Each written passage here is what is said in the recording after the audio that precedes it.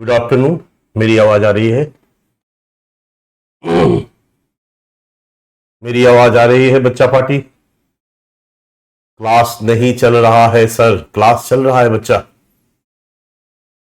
Good afternoon, good afternoon. All clear? मैं दिखाई दे रहा हूं, सुनाई दे रहा हूं। आप फटाफट टाइप करो। चल गई अब तो, चल गई अब तो। Everyone please wait just minute. No wait यार, क्लास स्टार्ट। वालेकुम अस्सलाम, वालेकुम अस्सलाम। Good afternoon, Radhe Radhe, Radhe Radhe. जय भीम। अभी जय भीम आया। जय हिंद, जय Bhim. Good afternoon, good afternoon. जय भीम, जय भीम। राधे राधे। जय श्री राम। एक तो राम जी, जय श्री राम इतना ज्यादा बच्चा लिखा है कि राम जी भाग चलेंगे। जय हिंद, जय भारत, नमस्ते, जय श्री राम, जय भीम, जय भीम। कल का पीडीएफ, कल किस चीज का पीडीएफ नहीं मिला बच्चा? एक बार लिखो आप। कल किस टॉपिक का पीडीएफ नहीं मिला आपको? कल किस टॉपिक का पीडीएफ नहीं मिला? कल का पीडीएफ नहीं मिला। टॉपिक का नाम लिख दो बच्चा, तो मैं समझ जाऊं। पीडीएफ नहीं मिला सर।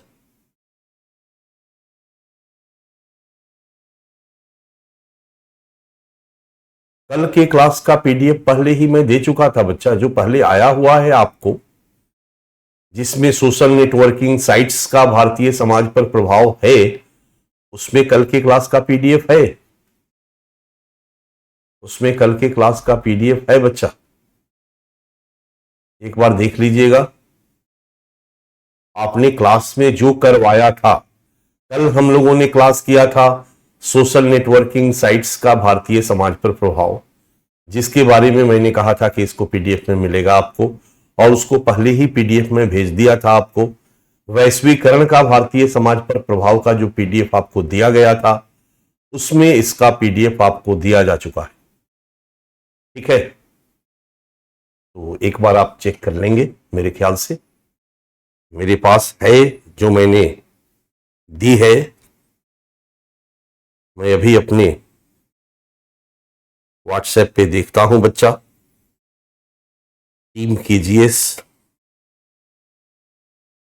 नॉर्थ ईस्ट का पीडीएफ ट्यूसडे को ही मैंने भेज दिया था,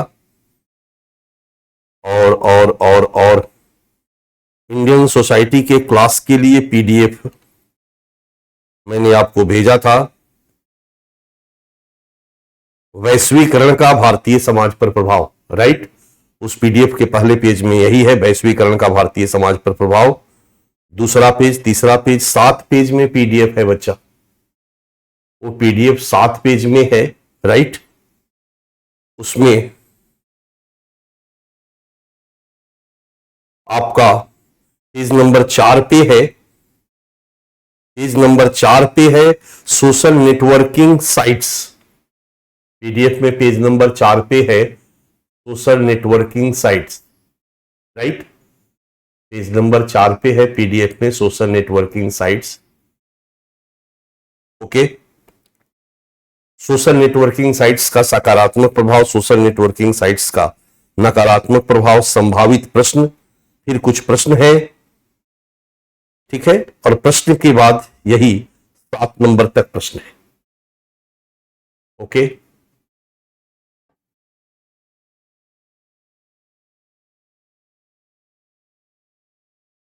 पीडीएफ मैंने आपको जो पीडीएफ दिया है, मैंने आपको बता दिया।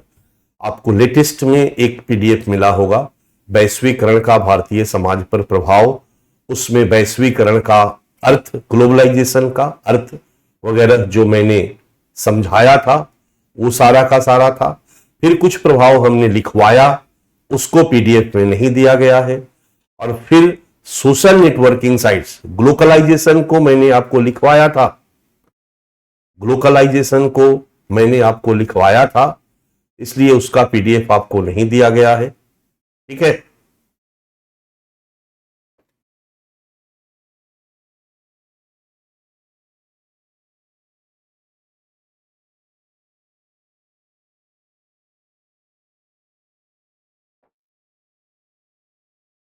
कि आई नकारात्मक प्रभाव से जितने पेज, कितने पेज लिखवाए थे, समझ में नहीं आ रहा बच्चा। सर ग्लोबलाइजेशन मिला है, नॉर्थ ईस्ट, नॉर्थ ईस्ट नहीं पूरा दिखाई दे रहा बच्चा, आपका क्या लिखा हुआ है, तो है वल्ली,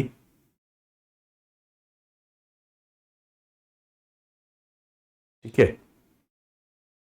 बिल्कुल मैंने सिस्टम बना लिया है, जो क्लास में लिखवाता हूं वो लिखवाता, जो नहीं लिखवाता हूं, जो साइड का टॉपिक है उसको अच्छा से पढ़ा देता हूं और उसका पीडीएफ मैं आपको भेज देता हूं। ग्लोकलाइजेशन का पीडीएफ, क्या ग्लोकलाइजेशन आपने नहीं लिखा था? ग्लोकलाइजेशन तो मैंने लिखवाया था बच्चा,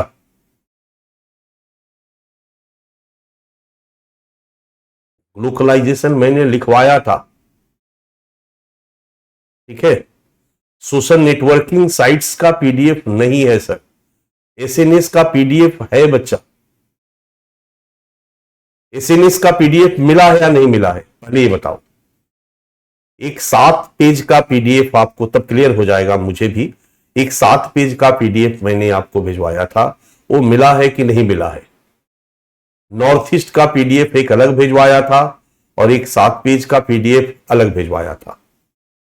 सो डियर टीम, जो भी हमारी केजीएस टीम सुन रही है वो ध्यान में रखे, ठीक है। जो भी टेक्निकल टीम है नोट्स भेजने वाली, वो इन बच्चों को नोट्स भेज दे, वो चैट बॉक्स को देख ले और देख के वो अंदाजा लगा ले, समझ ले और इनको नोट्स भेज दे, ठीक है। लेटेस्ट में आपको 2 पीडीएफ मैंने दिया था भेजने के लिए, आई रिपीट, वैश्वीकरण का भारतीय समाज पर प्रभाव, उसमें शुरुआत का आर्थिक प्रभाव तक पीडीएफ में था। फिर बीच में मैंने क्लास आपको लिखवाया था भारतीय संस्कृति पर प्रभाव, वो मैंने क्लास में लिखवाया था, उसका पीडीएफ में नहीं होगा मैटर। सोशल नेटवर्किंग साइट्स से पीडीएफ शुरू हो गया होगा और संभावित प्रश्नों पे पीडीएफ होगा।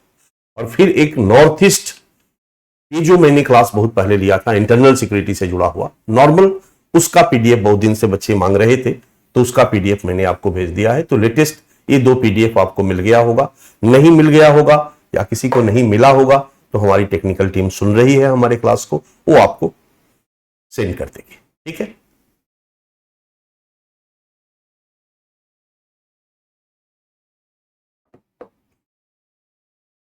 चलिए हम लोग अपने टॉपिक पे आते हैं, अपने क्लास पे आते हैं। मैंने भारत में धर्म शुरू करना था हमें, बट इसके पहले हम कुछ और पीछे चर्चा कर लेते हैं। हमने आपको सोशल नेटवर्किंग साइट्स का नकारात्मक प्रभाव, सकारात्मक प्रभाव मैंने बता दिया था, ठीक है। और इसकी समीक्षा भी मैंने कर ली थी कि भाई निश्चित तौर पर हम ग्लोबलाइजेशन के दौर में जी रहे हैं और यहां पर सोशल नेटवर्किंग साइट्स के नकारात्मक प्रभावों के कारण इस साइट्स को बंद नहीं किया जा सकता है। तो क्या किया जाए, ये साइट्स चलते रहना चाहिए, तो जरूरत है कि हम इसके नकारात्मक प्रभावों को रोकें। और इसके लिए जरूरी है कि कुछ हम इस तरह के टेक्निकल मैकेनिज्म को डेवलप करें जिससे इसके नकारात्मक प्रभावों को रोका जा सके। इस तरह के प्लेटफॉर्म को हम कानून बना करके रेगुलेट करें, ताकि इस तरह के प्लेटफॉर्म भी अपने लेवल पर, उनके प्लेटफॉर्म को अगर कोई मिसयूज करता है और कुछ गड़बड़ी फैलाने का प्रयास करता है तो उसको अपने लेवल पर भी रोकने का प्रयास करें। और इस दिशा में लगातार हम लोगों के यहाँ देश में कानून बनाया जा रहा है, कानून बनाया गया है। इसकी चर्चा हमने आंतरिक सुरक्षा पढ़ाते समय मैंने किया था आपको, ठीक है। इसके बाद संभावित प्रश्न का हेडिंग था और इसके बाद मैंने आपको कुछ नहीं बताया, कोई चर्चा मैंने नहीं की। एक क्वेश्चन बस केवल मैं चर्चा करना चाहूंगा, आंसर पे चर्चा नहीं करूंगा, लेकिन मैंने पीडीएफ में दे दिया है। एक क्वेश्चन है, ये समझने के लिए कि वैश्वीकरण का भारतीय समाज या संस्कृति पर प्रभाव पर कैसे प्रश्न बन सकते हैं, उस प्रश्नों का आंसर करने में हमारा सोच क्या होना चाहिए। ठीक है, एक क्वेश्चन है आपके सामने, वैश्वीकरण की प्रक्रिया ने हमारी सामाजिक सांस्कृतिक व्यवस्था के समक्ष एक नवीन चुनौती को प्रस्तुत किया है। चर्चा कीजिए। बड़ा क्लियर है कि वैश्वीकरण का भारतीय संस्कृति पर जो नकारात्मक प्रभाव है, जिसने भारतीय संस्कृति को संकट में डाला है, जिसने भारतीय संस्कृति के परंपरागत तत्वों को कमजोर कर रही है, जो भारतीय संस्कृति का पश्चिमीकरण कर रही है, समझ में आ रहा है। एक संश्लेषित वैश्विक संस्कृति के निर्माण की प्रक्रिया में कहीं ना कहीं हमारी परंपरागत भारतीय संस्कृति खत्म हो रही है, या बची भी है तो अपने परंपरागत पहचान को, मूल स्वरूप को खोकर बची हुई है। ये सब है हमारी सांस्कृतिक व्यवस्था के समक्ष वैश्वीकरण की चुनौती। हम इन्हीं पे चर्चा करेंगे, राइट। और चर्चा कीजिए है, डिस्कस है। ये प्रश्न जो है बच्चा, ये सी लेवल का प्रश्न है, ये सी मॉडल का प्रश्न है, और सी मॉडल के प्रश्न में हम काउंटर भी करेंगे। काउंटर का मतलब होगा कि हम चुनौतीपूर्ण प्रभावों की चर्चा करेंगे, और साथ साथ हम ये भी दिखाएंगे कि इस वैश्वीकरण ने कई संदर्भों में हमारी संस्कृति को बचाने का भी काम किया, जिंदा रखने का काम किया है, हमारे सांस्कृतिक तत्वों का भारतीयकरण करके, सार्वभौमिकीकरण करके। तो एक क्वेश्चन हमारा ये हो सकता है बच्चा। इसके बाद एक क्वेश्चन आपका और है, इसके आंसर की फ्रेमिंग मैंने कर दिया। चुनौतीपूर्ण प्रभाव विभिन्न संस्थाओं पर, विवाह पर चुनौतीपूर्ण प्रभाव, परिवार पर चुनौतीपूर्ण प्रभाव। ठीक है, फिर एक क्वेश्चन है आपका जो आपके सामने है। ठीक है, और क्वेश्चन पे सबसे ज्यादा इंपॉर्टेंट है बच्चा इसकी समीक्षा पढ़ना। हमने सभी जगहों पर चुनौतीपूर्ण प्रभाव दिखाने के बाद हमने समीक्षा दिया, और समीक्षा में लिखा कि निश्चित रूप से वैश्वीकरण की प्रक्रिया ने भारतीय सामाजिक सांस्कृतिक संस्थाओं के समक्ष चुनौती को उत्पन्न किया है, परंतु यह भी सत्य है कि भारतीय परंपरा में निहित अनुकूलनशीलता, याद करो भारतीय परंपरा के तत्वों की चर्चा मैंने की थी। परंपरा और आधुनिकता जब हम लोगों ने पढ़ा था तो परंपरा में निरंतरता के कारणों की हमने चर्चा की थी। निश्चित तौर पर वैश्वीकरण ने भारतीय संस्कृति के समक्ष चुनौती को उत्पन्न किया है, भारत की परंपरागत संस्थाओं के समक्ष चुनौती को उत्पन्न किया है, परंतु यहां यह भी उल्लेखनीय है कि जो भारतीय परंपरा में निहित अनुकूलनशीलता, सहिष्णुता, लोचशीलता एवं आधुनिकीकरण की प्रवृत्ति ने इनकी निरंतरता को संपोषित किया है, और वे नवीन परिवर्तनों के साथ आज भी बने हुए। हमारी परंपराएं खत्म नहीं हुई, हमारी संस्कृति खत्म नहीं हुई, बल्कि इन्होंने नए बदलाव के साथ अपना अनुकूलन स्थापित किया, क्योंकि अनुकूलन करने की क्षमता भारतीय परंपरा की ऐतिहासिक विशेषता रही है, और इसी कारण से यह हजारों वर्षों से अपनी निरंतरता को बनाए हुए। जहां तक, अब ध्यान दो अगला डायमेंशन, जहां तक इनके नकारात्मक प्रभावों का प्रश्न है, तो यह परिवर्तन की संक्रमणकालीन अवस्था का परिणाम है। यहां यह भी एक स्टैंड है कि वैश्वीकरण के जो हमारे ऊपर नकारात्मक प्रभाव है, ये ट्रांजिशनल फेज में, जैसे ही आधुनिक शिक्षा का प्रचार प्रसार होगा, जैसे ही भारत में आधुनिकता परिपक्व हो जाएगी, अभी चूंकि हम छद्म आधुनिकता के दौर से गुजर रहे हैं, इसलिए हम पोसीतो पोसीतो गाना को ही आधुनिक समझने लगे हैं। लेकिन जिस दिन हमारी सोच तार्किक और वैज्ञानिक होगी, हम समझ जाएंगे कि पोसीतो पोसीतो गाना सुनने से हम और गाने से आधुनिक नहीं बन सकते हैं, अंग्रेजी बोलने से हम आधुनिक नहीं बन सकते हैं, हम पिज्जा बर्गर खाने से आधुनिक नहीं बन सकते हैं। हम तो आधुनिक अपनी सोच के आधार पर बन सकते हैं। यदि हमारी सोच तार्किक और वैज्ञानिक है, यदि हमारी सोच स्वतंत्रता, समानता और सामाजिक न्याय के मूल्यों के अनुरूप है, हम आधुनिक है। तो फिर हमें समझ में आ जाएगा, तो फिर हम अपना धोती कुर्ता पहने हुए आधुनिक बन जाएंगे। ऐसे में क्या होगा कि हमारी संस्कृति नष्ट नहीं होगी, हमारी संस्कृति भी बनी रहेगी और हम आधुनिक भी बन जाएंगे। ये लाइन है इस पैरा में कि जहां तक इनके नकारात्मक प्रभावों का प्रश्न है, तो यह परिवर्तन की संक्रमणकालीन अवस्था का परिणाम है, जो आधुनिकता के परिपक्व होने के साथ ही स्वतः समाप्त हो जाएगा। तो एक प्रश्न वैश्वीकरण का भारतीय संस्कृति पर प्रभाव के संदर्भ में बन सकता है। एक दूसरा प्रश्न आपके सामने है, परंपरागत रूप से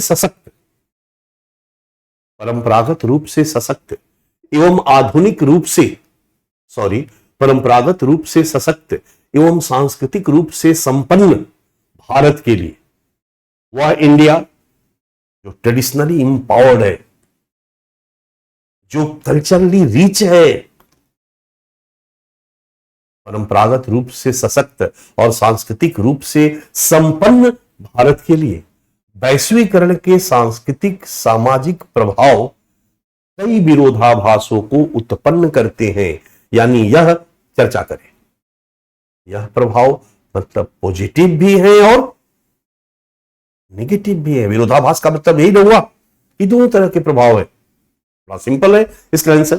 प्रश्न समझ गए तो आंसर फ्रेम कर लोगे। आंसर है पार्ट 1 सकारात्मक प्रभावों की चर्चा करें, पार्ट 2 नकारात्मक प्रभावों की चर्चा करें और पार्ट 3 समीक्षा करें। और समीक्षा में हम यही कहेंगे कि नकारात्मक प्रभाव ट्रांजिशनल फेज का परिणाम है, क्योंकि जब वैश्वीकरण की प्रक्रिया शुरू हुई तो उनका टीवी, उनका मोबाइल, याद करो भौतिक तत्व तो हमने फटाक से अडॉप्ट कर लिया।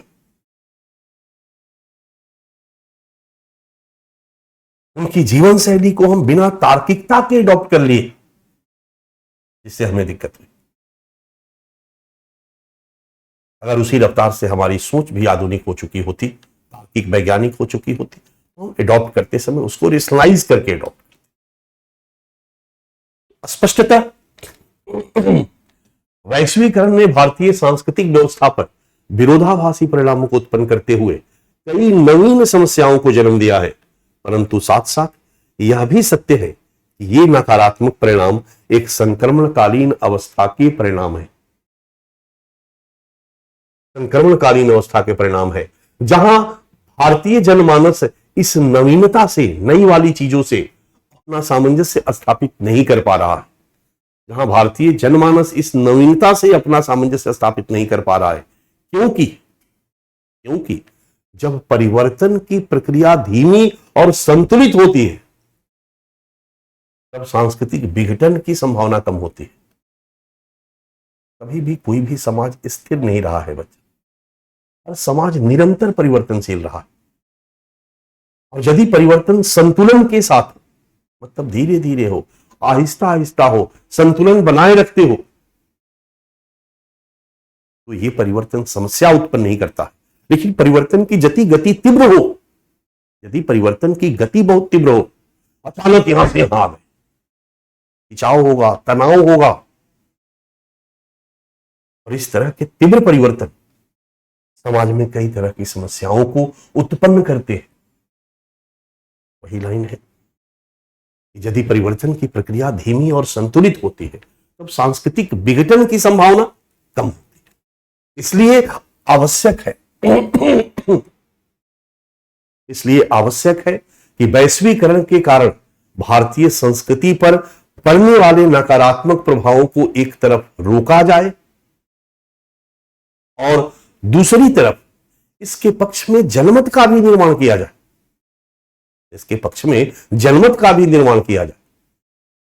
लोगों की सोच को भी इसके पक्ष में बदला जाए कि बिना किसी सांस्कृतिक विखंडन के, विघटन के भारतीय समाज को आधुनिक समाज बनाया जा सके या आधुनिक समाज के निर्माण के लक्ष्य को प्राप्त किया जा सके। अगर कोई नया जीवन शैली आता है, सपोज कीजिए डिवोर्स, एक सिंपल एग्जांपल मैं देता हूं। वैश्वीकरण की प्रक्रिया इतनी तेज हुई कि बच्चा, लड़का तो नौकरी कर ही रहा था, लड़कियों को भी नौकरी करने का मौका मिला। इस बात को आपको स्वीकार करना पड़ेगा, इस वैश्वीकरण ने श्रम का स्त्रीकरण किया है। ढेर सारे ऐसे रोजगार के अवसर उपलब्ध किए हैं जो केवल महिलाओं के लिए ही हैं। यही नहीं, योग्यता के आधार पर नौकरी का अवसर उपलब्ध करा करके महिलाओं को भी नौकरी प्राप्त करने के लिए प्रेरित किया है। स्वतंत्रता, समानता और सामाजिक न्याय के मूल्यों का प्रसार करके महिलाओं में भी नौकरी करेंगे, आत्मनिर्भर बनेंगे की प्रवृत्ति को तीव्र किया है। महत्वाकांक्षा को बढ़ाकर सब पाने की लालसा में भी महिलाएं नौकरी करना चाह रही है, पढ़ना चाह रही है, बुरा नहीं है। इन परिवर्तन की प्रक्रिया बच्चा इतनी तेजी से हुई है ना कि इस तीव्र बदलाव के साथ पुरुष अपनी मानसिकता को नहीं बदल पाया। परिणामतः पुरुष चाहता है कि उसकी पत्नी नौकरी करे, पुरुष चाहता है कि उसकी पत्नी पढ़े लिखे, लेकिन पुरुष चाहता है कि सबके बाद सत्ता उसी के पास रहे, पत्नी उसकी अधीन रहे, क्योंकि यह पुरुष ऐतिहासिक रूप से सत्ता पर विराजमान रहा है। भारत ऐतिहासिक रूप से पितृसत्तात्मक समाज रहा है, सत्ता पुरुषों के पास रही है और इतनी आसानी से पुरुष सत्ता छोड़ने को तैयार नहीं है। और महिलाएं इस नवीन प्रभावों के कारण बहुत तेजी से सत्ता प्राप्त करने के लिए आगे बढ़ रही है, बहुत तेजी से वो स्वतंत्रता के लिए आगे बढ़ रही है और स्वतंत्रता के नाम पर स्वच्छंदता बढ़ी है उनमें। मैं चाहे ये करूं, मैं चाहे वो करूं, मैं क्यों नहीं कर सकती, मैं भी डिस्कोथेक जाऊंगी, मैं भी सिगरेट पीऊंगी, बुरा नहीं है। लड़का भी सिगरेट पिए, लड़की भी सिगरेट पिए, लड़का भी शराब पिए, लड़की भी शराब पिए। बात यहां शराब पीने की नहीं है, बात है कि पितृसत्तात्मक समाज का पुरुष इसको एडॉप्ट कर पा रहा है कि नहीं कर पा रहा है। नहीं कर पा रहा है क्योंकि परिवर्तन की गति बहुत तीव्र है। परिणाम टकराव और डिवोर्स रेट में वृद्धि हुई। अब इसका समाधान हमने क्या बताया? समाधान हमने बताया कि इसके नकारात्मक प्रभावों को रोका जाए। डिवोर्स रेट इसका एक नकारात्मक प्रभाव, नकारात्मक प्रभावों को रोका जाए। तो दूसरी तरफ लड़कियों को नौकरी करना चाहिए, लड़कियां भी नौकरी कर सकती है, लड़कियां भी क्लब जा सकती है, इसके फेवर में जनमत का निर्माण किया जाए। समाज सोचे कि भाई पढ़ेगी तो नौकरी क्यों नहीं कर सकती, नौकरी करेगी तो अपने मन से शादी क्यों नहीं कर सकती है, नौकरी करेगी तो अपने मन से शादी क्यों नहीं कर सकती है। मेरे एक साढ़ू है, यू नो अबाउट साढ़ू? साढ़ू नातेदारी व्यवस्था में एक ऐसा रिश्तेदार होता है जो पत्नी की बहन का पति होता है। मेरी पत्नी की बहन का पति, बड़ी बहन के वो पति हैं, वही साढ़ू कहे जाते हैं। अपनी परंपरागत मान्यताओं के प्रति बहुत कट्टर है, परंपरागत मान्यताओं के प्रति वो बहुत ही कट्टर है। उनकी बेटी ने एमबीए किया, उनकी बेटी ने पीस ज्वाइन किया, टाटा कुछ है ना, और फिर उनकी बेटी ने, ब्राह्मण है, ब्राह्मण के ही लड़के से शादी करने का निर्णय लिया।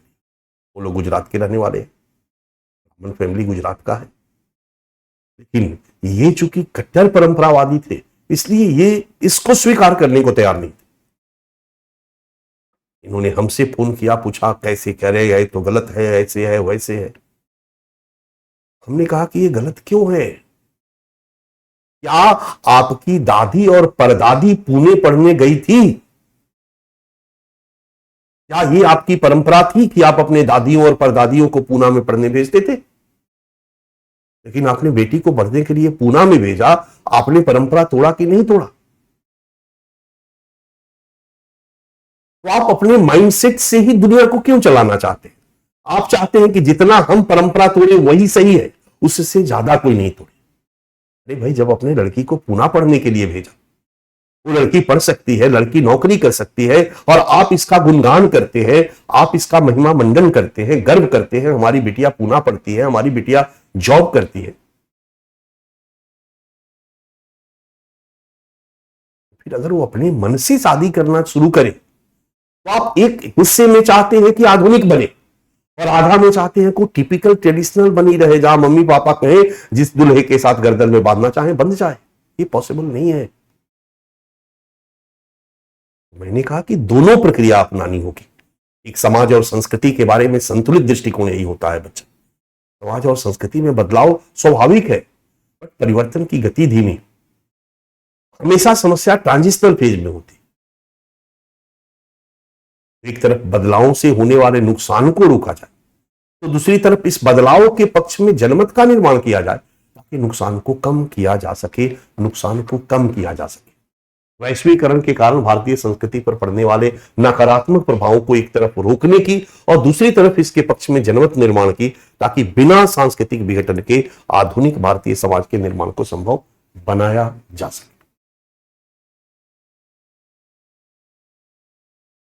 क्लियर है बच्चा? एक क्वेश्चन और, वैश्वीकरण ने एक आधुनिक परंतु अलगावित मानव का निर्माण किया। वैश्वीकरण ने एक आधुनिक परंतु अलगावित मानव का निर्माण किया।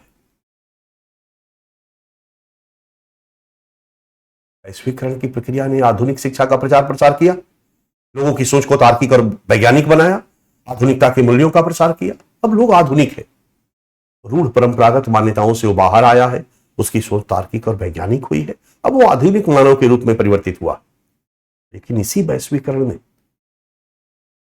उपभोग की इतनी सारी वस्तुओं का उत्पादन कर दिया, इसी वैश्वीकरण ने तीव्र औद्योगिकरण और अपने उत्पादों को बेचने की तीव्र प्रतिस्पर्धा से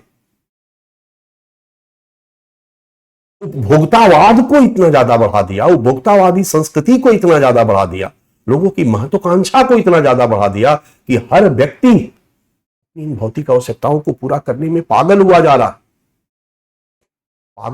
है। और इस भौतिक आवश्यकताओं को पूरा करने के चक्कर में 8 घंटा के जगह 16 घंटा मेहनत कर, वो पागल है, उसके दिमाग में बस वही है। और इस चक्कर में वो अपने जीवन के मूलभूत पक्षों से कट गया है। इतना बढ़िया होता हम 9 बजे ड्यूटी जाते, 10 बजे ड्यूटी जाते, 4 बजे अपने घर आ जाते। काम का आदर्श रूप यही है बच्चा, काम का आदर्श रूप यही है, श्रम का आदर्श रूप यही है। श्रम से हम अपनी आजीविका चलाएं, अपनी भौतिक आवश्यकताओं को पूरा करें पैसा कमाकर, बट इसके साथ भी बहुत सारी आवश्यकताएं हैं। हमारी मानसिक आवश्यकता है, हमारी सामाजिक आवश्यकता है। 4 बजे वापस आ जाएंगे तो अपने बच्चों को बैठाकर पढ़ाएंगे, हम बच्चों के साथ अपना समय बिताएंगे, पत्नी को ले जाकर शॉपिंग कराएंगे, पत्नी के साथ भी थोड़ा समय बिताएंगे, मां को तीर्थ कराएंगे, माँ बाप के साथ भी थोड़ा समय बिताएंगे, चाय के दुकान पर, पान के दुकान पर बैठ करके बाइडेन और ट्रंप के बारे में चर्चा करेंगे, अमेरिका और यूरोप की पॉलिटिक्स के बारे में चर्चा करेंगे, समाज के लिए भी कुछ समय देंगे, थोड़ा पिकनिक बनाएंगे, थोड़ा घूमने जाएंगे, थोड़ा कीर्तन करेंगे, धर्म कर्म करेंगे।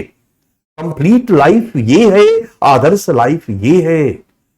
लेकिन कार भी हो, महंगा वाला और महंगा वाला और महंगा वाला, 20 लाख है तो संतुष्टि नहीं है, 40 लाख का कार, 50 लाख का कार, 60 लाख का कार। इतना महंगा महंगा कार किसने लाया? औद्योगिकरण ने लाया। कार उद्योग ने तरह तरह का कार निकाल करके और कार का प्रचार करा करके हमारे अंदर उसके उपभोग की प्रवृत्ति को विकसित कर दिया।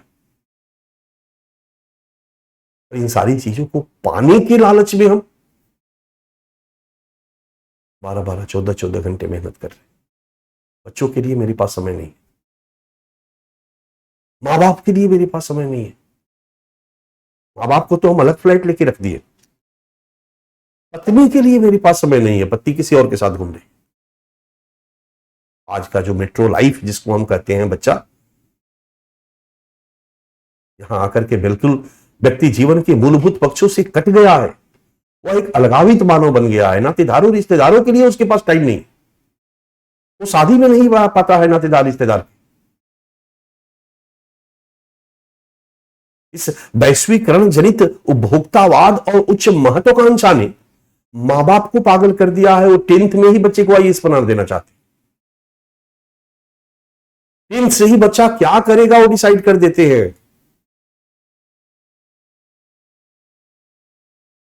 इंजीनियर बनना है बेटे को या डॉक्टर बनना है। 10th का बोर्ड हो तो सारे नातेदार रिश्तेदार को एक खूंखार मैसेज चला जाता है कि बेटे का बोर्ड है, कोई नहीं आएगा। कोई नातेदार रिश्तेदार साल भर तक उनके घर में नहीं जाता है, भाई उनके बेटे का बोर्ड है, बेटे का बोर्ड है, हवा बना करके रख देते हैं। हम लोग पढ़ते थे बच्चा, क्या बोर्ड होता है और क्या बोर्ड का प्रेशर होता है किसी को नहीं पता था। बोर्ड की परीक्षा है घर में हमारी बहनों की, घर का काम पहले करना है, बोर्ड होगा, प्राइमरी नहीं था। हम उसके प्रति इतने व्याकुल और बेचैन नहीं थे जितने आज। और इस सब पूरी प्रक्रिया में हम हर चीज से कट गए हैं, अलगावित हो गए हैं। यही अलगाव वैश्वीकरण ने एक आधुनिक मानव परंतु अलगावित मानव का निर्माण किया है। चर्चा कीजिए इन सब चीजों के बारे में इस प्रश्न में बताना है। पार्ट 1 में वैश्वीकरण का आधुनिक मानव बनने की प्रक्रिया के रूप में प्रभाव, कैसे वैश्वीकरण ने आधुनिकता के मूल्यों का प्रचार प्रसार करके, आधुनिक शिक्षा के प्रचार प्रसार द्वारा लोगों की सोच को तार्किक और वैज्ञानिक बनाकर, आधुनिक बनाकर एक आधुनिक मानव का निर्माण किया है। पहले पार्ट में हम ये डिस्कस करेंगे, फिर दूसरे पार्ट में हम डिस्कस करेंगे। कहां गया प्रश्न? दूसरे पार्ट में हम डिस्कस करेंगे कि वैश्वीकरण ने कैसे एक अलगावित मानव का निर्माण किया, कैसे वैश्वीकरण ने व्यवसायिक विविधता, ढेर सारी वस्तुओं का उत्पादन, उन वस्तुओं को बेचने के लिए सेल्स और मार्केटिंग पर रिसर्च, ढेर सारा विज्ञापन, उपभोक्तावादी संस्कृति का विकास, महत्वाकांक्षा में वृद्धि। इसी महत्वाकांक्षा में वृद्धि ने मास संस्कृति को जन्म दिया है, व्यक्ति को अलगावित कर। तो हमारा सेकंड पार्ट होगा कि वैश्वीकरण का द्वारा अलगावित मानव का निर्माण, उपभोग प्रधान मनुष्य का निर्माण, व्यक्तिवादिता में वृद्धि, केवल अपने हितों के लिए हम सोच रहे, और सामूहिकता का ह्रास, फलतः एक स्व केंद्रित मनुष्य का विकास, अत्यधिक धन के चाह के कारण व्यस्तता में वृद्धि, फलतः बच्चे, पत्नी, मां बाप और अन्य संबंधों से अलगाव। निष्कर्ष लास्ट में हम इसको चर्चा कीजिए, डिस्कस। निष्कर्ष स्पष्ट है कि वैश्वीकरण की प्रक्रिया ने आधुनिक मानव के निर्माण के साथ साथ मनुष्य को अपने सगे संबंधियों से, यहां तक कि अपने आप से भी अलगावित किया, अपने आप से भी अलगावित किया है।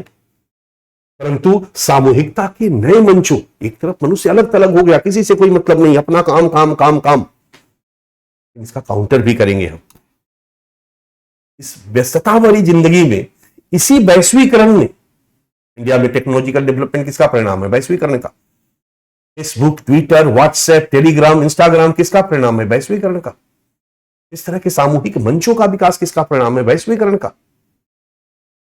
तो एक तरफ वैश्वीकरण ने मनुष्य को अलगावित किया है, तो दूसरी तरफ इसी वैश्वीकरण ने सामूहिकता के ढेर सारे ऐसे मंच और प्लेटफॉर्म उपलब्ध कराकर लोगों को फिर से एक दूसरे के साथ जोड़ने का भी काम किया है। हम जुड़े हुए हैं दोस्तों से, मित्रों से, बर्थडे विश करते हैं, मैरिज एनिवर्सरी विश करते हैं,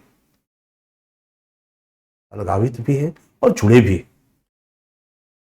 परंतु सामूहिकता के नवीन मंचों जैसे social networking sites, Facebook, WhatsApp आदि की मदद से आधुनिक संदर्भ में सामूहिक जीवन को बनाए रखने हेतु एक नया अवसर भी प्रदान किया है। और यह भी सत्य है कि आज आधुनिक मनुष्य पूर्णतः अलगावित नहीं है। ये नहीं कह सकते हैं कि हम पूरी तरह अलगावित है, बल्कि तमाम व्यस्तताओं के बावजूद विवाह, त्योहार आदि विभिन्न अवसरों पर अपनी उपस्थिति दर्ज कराकर सामाजिक दायित्व का निर्वहन भी कर रहा है, सामाजिक दायित्व का निर्वहन भी कर रहा है।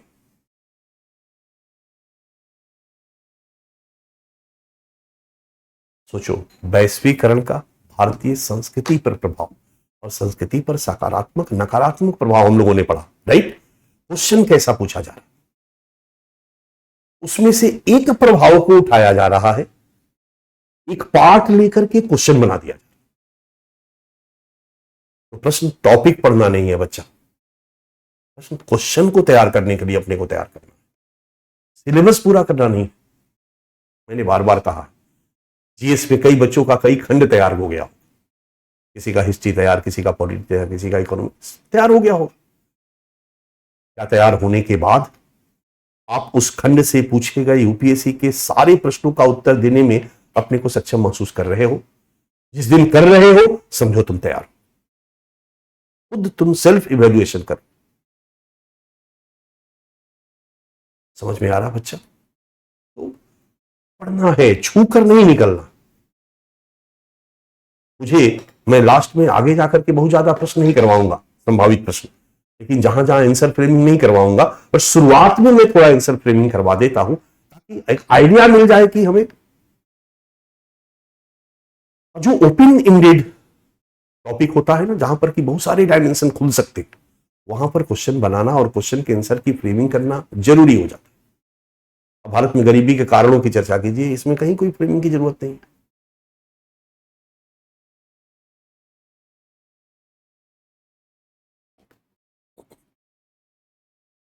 एक लास्ट क्वेश्चन आपके सामने स्क्रीन पर है, जिसका कि मैं फ्रेम नहीं करूंगा, सिंपल आपके सामने क्वेश्चन को डाल देता हूं। ये सब कहीं ना कहीं किसी न किसी परीक्षा में पूछे गए प्रश्न है जो हमारी टॉपिक से। वैश्वीकरण ने जहां एक संश्लेषित वैश्विक संस्कृति के निर्माण को संपोषित किया है, वैश्वीकरण ने जहां एक संश्लेषित वैश्विक संस्कृति के निर्माण को संपोषित किया है, वहीं इसने लोगों में प्रतिक्रियात्मक चेतना को उत्पन्न करके परंपराकरण को भी बढ़ाया है। डिस्कस। प्रतिक्रियात्मक चेतना मतलब पहचान का संकट। एक संश्लेषित वैश्विक संस्कृति के निर्माण की प्रक्रिया में फाइनली वैश्वीकरण ने पश्चिमीकरण को बढ़ावा दिया। परिणामतः भारत में भी पहचान का संकट उत्पन्न हुआ है। हम इतना ज्यादा पश्चिमीकृत हो गए हैं कि हम कौन है, हमारी पहचान क्या है, ये हमारे सामने संकट के रूप में उभर कर सामने आया। और फिर हमारे मन में एक रिएक्शन आया, प्रतिक्रियात्मक चेतना। यही है प्रतिक्रियात्मक चेतना। और फिर से हम रिएक्शन होकर के अपनी पहचान को स्थापित करने में लग गए। और अपनी पहचान को स्थापित करने के लिए हमने क्या किया, हमने परंपरागत मान्यताओं को फिर से ढूंढ ढूंढ कर अपनाना शुरू कर दिया। फिर से प्रथा परंपरा का प्रचलन बढ़ा। परंपरागत चीजों में धर्म सबसे ज्यादा था, फिर से धर्म का प्रचलन बढ़ा। यही है परंपराकरण को बढ़ावा दिया है, बढ़ाया है। यही दिखाना है बच्चा, यही है आपके पीछे का टॉपिक। और फिर मैंने कहा था कि आज से हम लोग जो नया टॉपिक शुरू करने जा रहे हैं वो यही है, भारत में धर्म। ओके,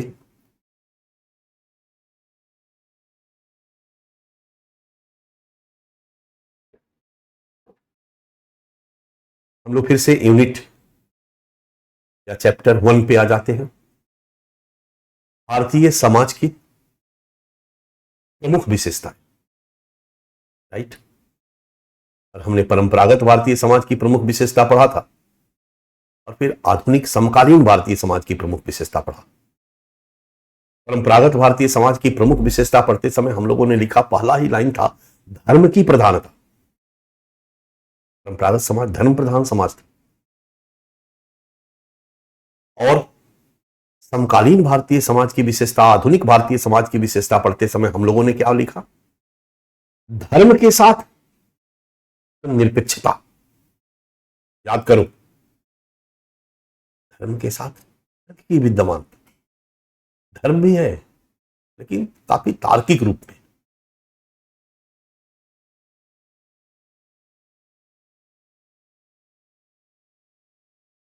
भारतीय समाज के अगर लक्षणों की बात करें तो धर्म भी चर्चा का विषय होना चाहिए।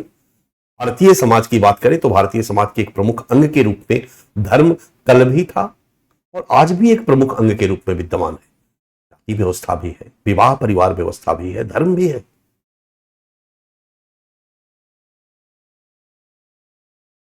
तो भारतीय समाज के लक्षण के रूप में पहले धर्म को समझेंगे।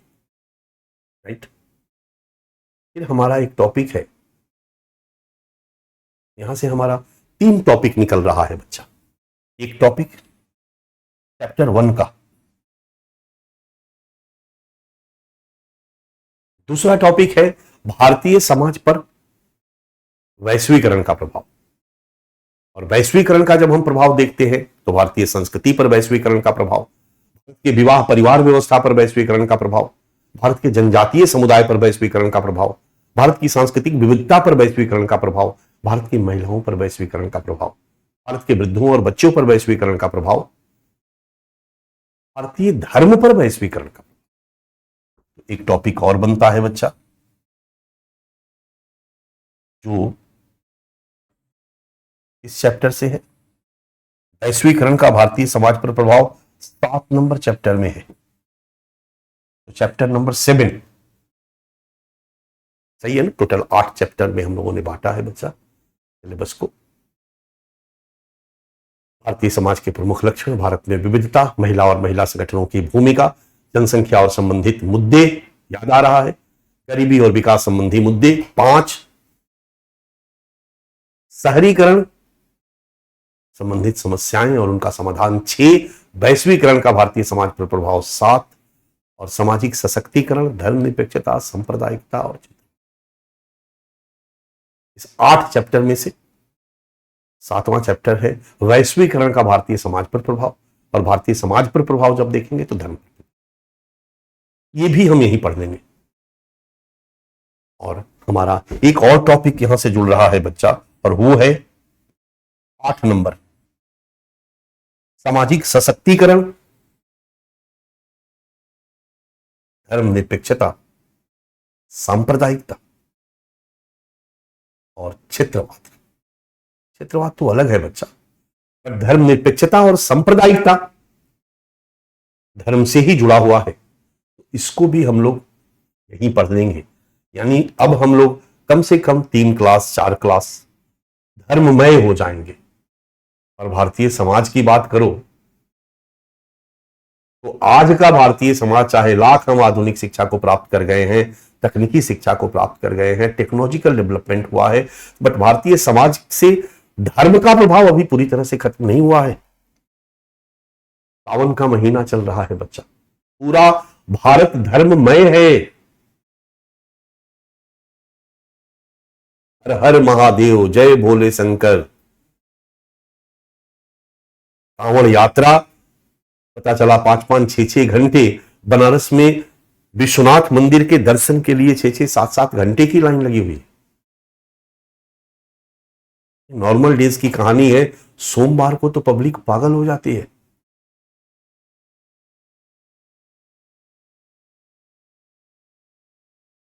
आप कैसे कह सकते हो कि आज हम पूरी तरह से आधुनिक हो गए हैं, तार्किक हो गए हैं, धर्म का प्रभाव नहीं है हमारे ऊपर? नहीं, धर्म के विश्लेषण के बिना भारतीय समाज का विश्लेषण अधूरा है। ये एक इंपॉर्टेंट टॉपिक है, इससे लगातार प्रश्न पूछा जाता रहा है। और चैप्टर 8 में अलग से इसके 2 प्रमुख टॉपिक सिलेबस में हमारे दे दिया गया है, धर्मनिरपेक्षता और संप्रदाय। तो पहले हम लोग थोड़ा सा ऐसे ही ब्रीफ हम समझने का प्रयास करते हैं। भारतीय समाज के लक्षण के रूप में जब धर्म की बात करते हैं तो यहां धर्म का मतलब मैंने लिखा है अंग्रेजी में रिलीजन। धर्म का मतलब एक होता है रिलीजन बच्चा, और धर्म का मतलब एक होता है दिस इज रिलीजन, और एक होता है DHARMA,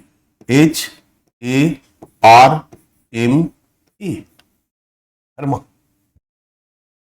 MA। पहले भी मैंने शायद बीच में चर्चा किया था, ये धर्म शब्द जो है ना, ये ऐतिहासिक रूप से हमारे यहां विद्यमान रहा है, लेकिन अर्थ उसका अलग हुआ करता था। रिलीजन के अर्थ में विद्यमान नहीं था। रिलीजन शब्द इंडिया वाले को तो अंग्रेजों के संपर्क के बाद मिला होगा ना, अंग्रेजी शब्द तो हम उसके संपर्क के बाद ही पता चला होगा ना बच्चा। और फिर रिलीजन शब्द इंग्लिश का वर्ड हम इंट्रोड्यूस हुए होंगे, बट धर्म शब्द उसके पहले से विद्यमान था। और इसका अर्थ था नियम, कर्तव्यों की व्यवस्था, समाज के प्रति व्यक्ति के कर्तव्यों की व्यवस्था को ही धर्म कहते। मैंने पहले ही बताया है कि धर्म ध्री धातु से बना हुआ था, संस्कृत के ध्री धातु से, और ध्री धातु का ध्री का मतलब होता है धारण करना। समाज के प्रति अपने कर्तव्यों को धारण करना ही धर्म है। पत्नी धर्म मतलब पति के प्रति पत्नी का क्या कर्तव्य है, पति धर्म, पत्नी के प्रति पति का क्या कर्तव्य है, पुत्र धर्म क्या है हमारा, माता पिता के प्रति एक पुत्र का क्या कर्तव्य है, राजधर्म, प्रजा के प्रति राजा का क्या कर्तव्य है, यह हमारे धर्म ग्रंथों में लिखा हुआ था। इस तरह से धर्म को कर्तव्यों की व्यवस्था के रूप में डिफाइन किया जाता था, पहले से चला आ रहा था। लेकिन यहां पर जब हम में पढ़ने वाले हैं बच्चा, तो ये एक भिन्न अर्थ में हम पढ़ने वाले हैं, रिलीजन के अर्थ में पढ़ने वाले हैं। जब रिलीजन शब्द आया, रिलीजन क्या है भाई? अलौकिक शक्ति में विश्वास। कहा जाता है कि धरती पर जब हम आए तो हमारी बहुत तरह की आवश्यकताएं थी, बहुत तरह की समस्याएं थी। कुछ आवश्यकता और कुछ समस्याओं को दूर करने का हमने प्रयास किया, पूरा करने का हमने प्रयास किया, बट कुछ समस्याएं ऐसी थी जिसका सॉल्यूशन हमारे पास नहीं था, जो हमारे नियंत्रण से बाहर थी, जिसका सॉल्यूशन हमारे सरदार के पास भी नहीं था, क्योंकि सबसे ज्यादा ताकतवर हमारे झुंड में वही था, हमारे कबीले का सरदार। आंधी, तूफान, भूकंप हिलने लगी, सरदार भी छटपटाने लगा। मृत्यु, कोई सोया तो सोया ही रह गया, बिजली गिरना, ये सब ऐसी समस्याएं थी जिसका ना तो हम रहस्य समझ पा रहे थे और ना ही हम कंट्रोल कर पा रहे थे। और इन्हीं सब घटनाओं ने हमारे पूर्वजों के मन में एक विचार को जन्म दिया कि कोई और है, कोई और है शक्तिशाली, वो हमारे सरदार से भी शक्तिशाली, हम सबसे शक्तिशाली। बट हम लोग जिस जगत में रहते हैं ना, ये दिखने वाला जगत है, हम सब देख सकते हैं, अपने ज्ञानेंद्रियों से छू सकते हैं, अनुभव कर सकते हैं, ये लौकिक जगत है। बट वो जो है वो दिखता नहीं है, वो कहीं और रहता है, वो कहीं अलौकिक जगत में रहता है, बट है। हमारे पूर्वजों के मन में किसी अलौकिक शक्ति में विश्वास का उद्भव हुआ और फिर हमारे पूर्वजों ने महसूस किया कि अलौकिक शक्तियां खुश होती है तो अच्छा होता है, और यही जब नाराज होती है तो तूफान, भूकंप, बिजली गिरती है। फिर क्या था, हमने अलौकिक शक्ति को खुश करने के लिए कुछ करना शुरू किया। कोई जय हनुमान कर रहा, कोई अल्लाह अकबर, ढेर सारे क्रियाकलाप, कर्मकांड हमने करना शुरू किया। धार्मिक क्रियाकलाप को कर्मकांड कहते हैं। अलौकिक शक्ति को खुश करने के लिए जो भी हम क्रियाकलाप करते हैं, कर्मकांड। अलौकिक शक्ति में विश्वास और उनसे जुड़े कर्मकांडों की व्यवस्था को धर्म कहते हैं। धर्म की यही परिभाषा है बच्चे, अलौकिक शक्ति में विश्वास और उनसे जुड़े कर्मकांडों की संपूर्ण व्यवस्था को हम रिलीजन कहते हैं। अलौकिक शक्ति में विश्वास और उनसे जुड़े कर्मकांडों की संपूर्ण व्यवस्था को विद्वानों ने नाम दिया रिलीजन, रिलीजन, रिलीजन। विद्वानों ने पाया कि ये दुनिया के सभी समाजों में विद्यमान रहा है, रूप भले अलग अलग रहा है, कहीं हिंदू धर्म के रूप में, कहीं मुस्लिम के रूप में। भारत में अंग्रेजों के आगमन के साथ इसके अर्थ का भी आगमन हुआ, रिलीजन शब्द का भी आगमन हुआ। रिलीजन को इसी अर्थ में किताबों में, अंग्रेजी किताबों में परिभाषित किया गया था, लिखा गया था। हमने भी इन सब चीजों पर अध्ययन किया और हुआ कि फिर इसका अर्थ, हम इसका हिंदी ट्रांसलेशन क्या करें। तो रिलीजन का हिंदी ट्रांसलेशन जब किया गया बच्चा, तो इसका भी हिंदी धर्म कर दिया गया।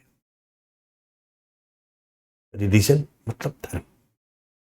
इसलिए अभी का जो हमारा क्लास होगा वो इस दूसरे अर्थ में नहीं होगा, ध्यान रखिएगा। अभी का जो हमारा क्लास होगा इस रिलीजन के अर्थ में होगा। यही है रिलीजन, और इस पर हम अपने क्लास को आगे बढ़ाएं। सबसे पहले वैश्वीकरण का हम पहले भारत में धर्म की स्थिति को देखेंगे, धर्म से संबंधित कुछ शब्दावलियों को समझेंगे, फिर वैश्वीकरण का भारतीय धर्म पर प्रभाव समझेंगे, और फिर इससे रिलेटेड जो दो टॉपिक दिया हुआ है, धर्मनिरपेक्षता और सांप्रदायिकता, इसको लिखेंगे, लिख कर पढ़ेंगे। और फिर कुछ मेरे मन में जो टॉपिक आ रहा है वो भी मैं पढ़वाऊंगा, छोड़ूंगा नहीं आपको, बट उसको लिख कर नहीं पढ़वाऊंगा, पीडीएफ देकर पढ़वाऊंगा। ठीक है, तब जाकर के धर्म लगभग हमारा कवर हो जाए। डन।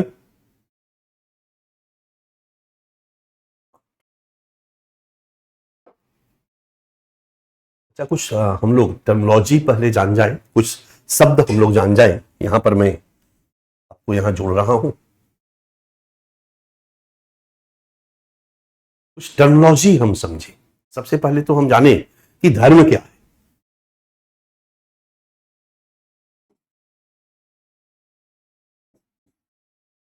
What is religion?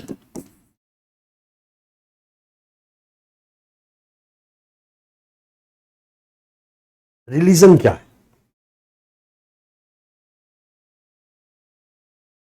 और अभी अभी मैंने बताया कि अलौकिक शक्ति में विश्वास और उनसे जुड़े कर्मकांडों की व्यवस्था को हम धर्म, यही है धर्म। और दुनिया के सभी समाजों में किसी न किसी रूप में विद्यमान। अलौकिक शक्ति में विश्वास और कर्मकांडों की एक कंप्लीट व्यवस्था के रूप में अगर हम धर्म की बात करते हैं तो कुछ प्रमुख धर्म, ईसाई धर्म, इस्लाम धर्म, हिंदू धर्म, ये सब दुनिया के प्रमुख धर्म।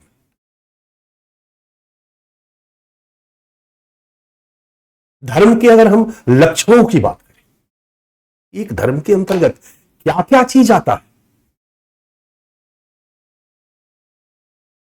तो सबसे पहले तो एक अलौकिक शक्ति होगा।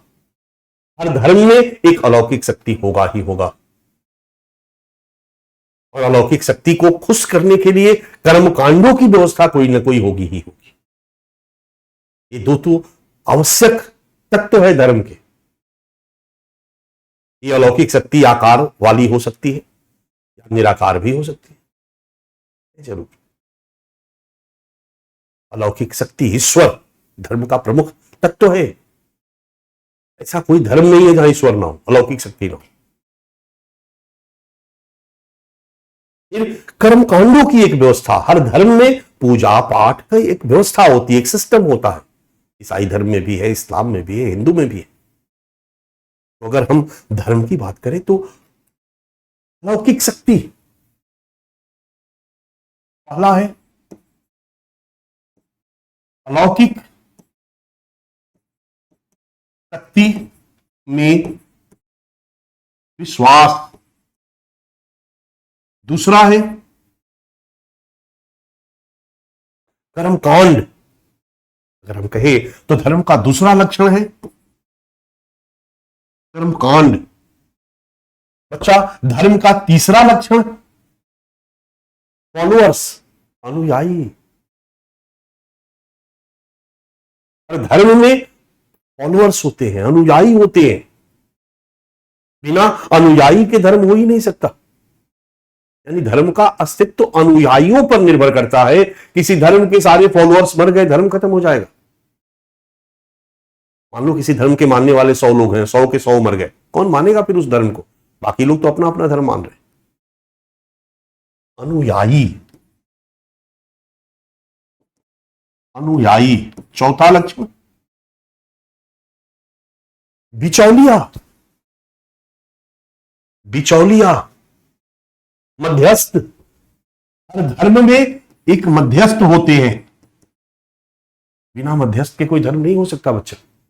ये फॉलोअर्स और ईश्वर के बीच कड़ी का काम करते हैं। हमारे यहां पंडित जी लोग मध्यस्थ है। अगर भगवान से मिलना है तो पंडित जी को पकड़िए, पंडित जी मिलवाएंगे।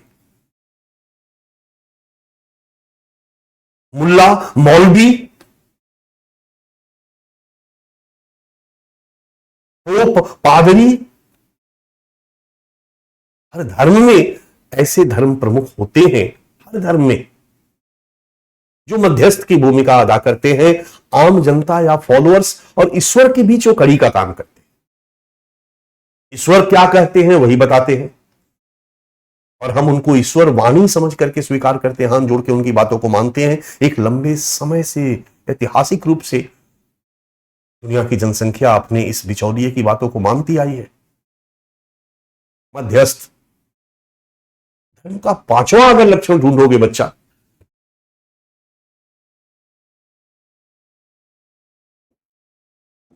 पवित्र ग्रंथ।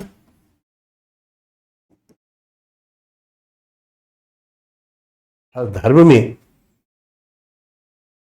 एक पवित्र ग्रंथ होता है और उसी में भगवान जी वाली सारी बातें लिखी हुई होती। ईश्वर ने जो भी बातें कही है, जो भी नियम बनाए, उपदेश दिए, A to Z भले वो भी चौलिया लिखा हुआ, वो पादरी ने लिख रखा है, पंडितों ने लिख रखा है, मौलवी ने लिख रखा है, चाहे जिसने भी लिख रखा, बट हर धर्म में एक पवित्र धर्म ग्रंथ होता है। पुराण, रामायण, महाभारत, बाइबल, लोग इनके प्रति श्रद्धा का भाव रखते हैं, इनको ऊंचा स्थान देते हैं,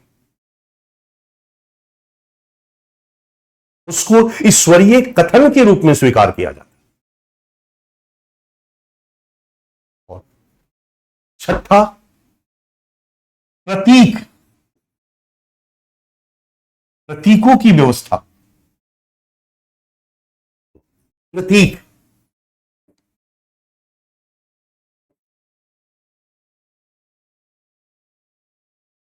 सिंबल, हर धर्म का अपना एक सिंबल होता है। हम वो सिंबल धारण कर लेना तो तुम समझ लोगे कि हम किस धर्म के। अगर हमारे पास पगड़ी हो, तलवार हो, सिख हैं। नहीं, दाढ़ी हो, हरा कलर का पट्टी लगाए हुए हो, मुस्लिम हैं। गिरवा रंग वाला धारण किए हुए हो, तिलक लगाए हुए हो, हिंदू हैं। प्रतीकों की व्यवस्था, धर्म का अपना एक सिंबॉलिक सिस्टम होता है। यही है बच्चा धर्म। और ये धर्म लगभग दुनिया के सभी समाजों में किसी न किसी रूप में विद्यमान।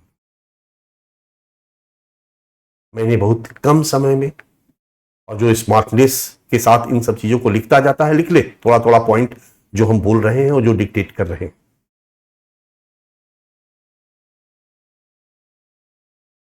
हर धर्म में ये लक्षण ऑलमोस्ट होते हैं। धर्म से ही मिलती जुलती कुछ और अवधारणा है बच्चा। ये अवधारणा है, हम इसको देवनागरी में ही लिखेंगे, या हम इसको अगर अंग्रेजी में भी लिखते हैं तो कल्ट एंड, आप बस खाली लिखते चलो और इसको समझते चलो। कल्ट एंड सेक्ट, ये धर्म से मिलती जुलती अवधारणा, बट ये धर्म नहीं है। धर्म में है क्या?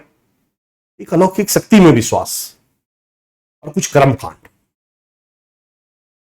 बट इस दोनों के अलावा बाकी जो चार लक्षण है ना, जब तक नहीं रहेंगे तब तक हम किसी विश्वासों की व्यवस्था और कर्मकांडों की व्यवस्था को धर्म नहीं कर सकते। धर्म के लिए ये होना जरूरी है।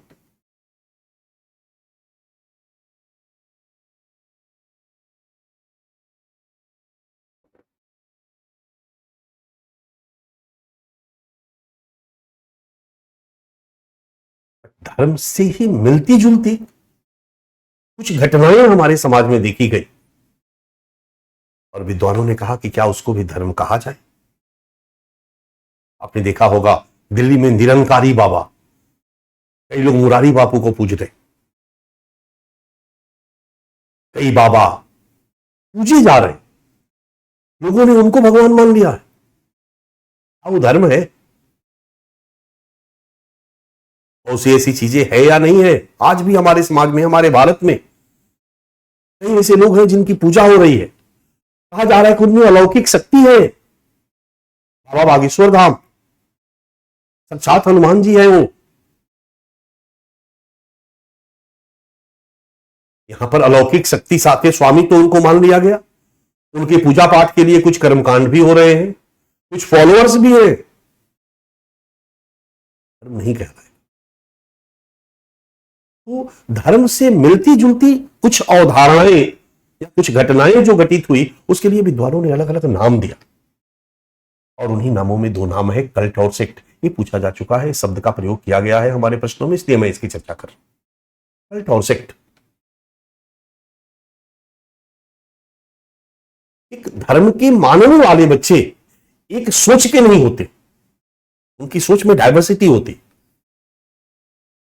एक धर्म के मानने वाले एक सोच के नहीं होते हैं, उनकी सोच में विविधता होती है, तरह तरह के लोग होते हैं, होते तो एक ही धर्म के।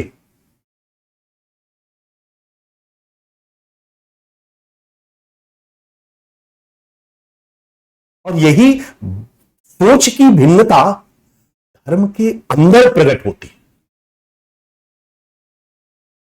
और ये दो रूपों में प्रकट होती है। किसी धर्म के अंदर जब कुछ लोग, आई रिपीट, जब किसी धर्म के अंदर, हिंदू धर्म हो गया, इस्लाम हो गया, ये मातृ धर्म हम इसको कहेंगे, मदर रिलीजन हम कहेंगे, जब किसी मदर रिलीजन के अंदर से कुछ लोग किसी नई धारा को विकसित करते,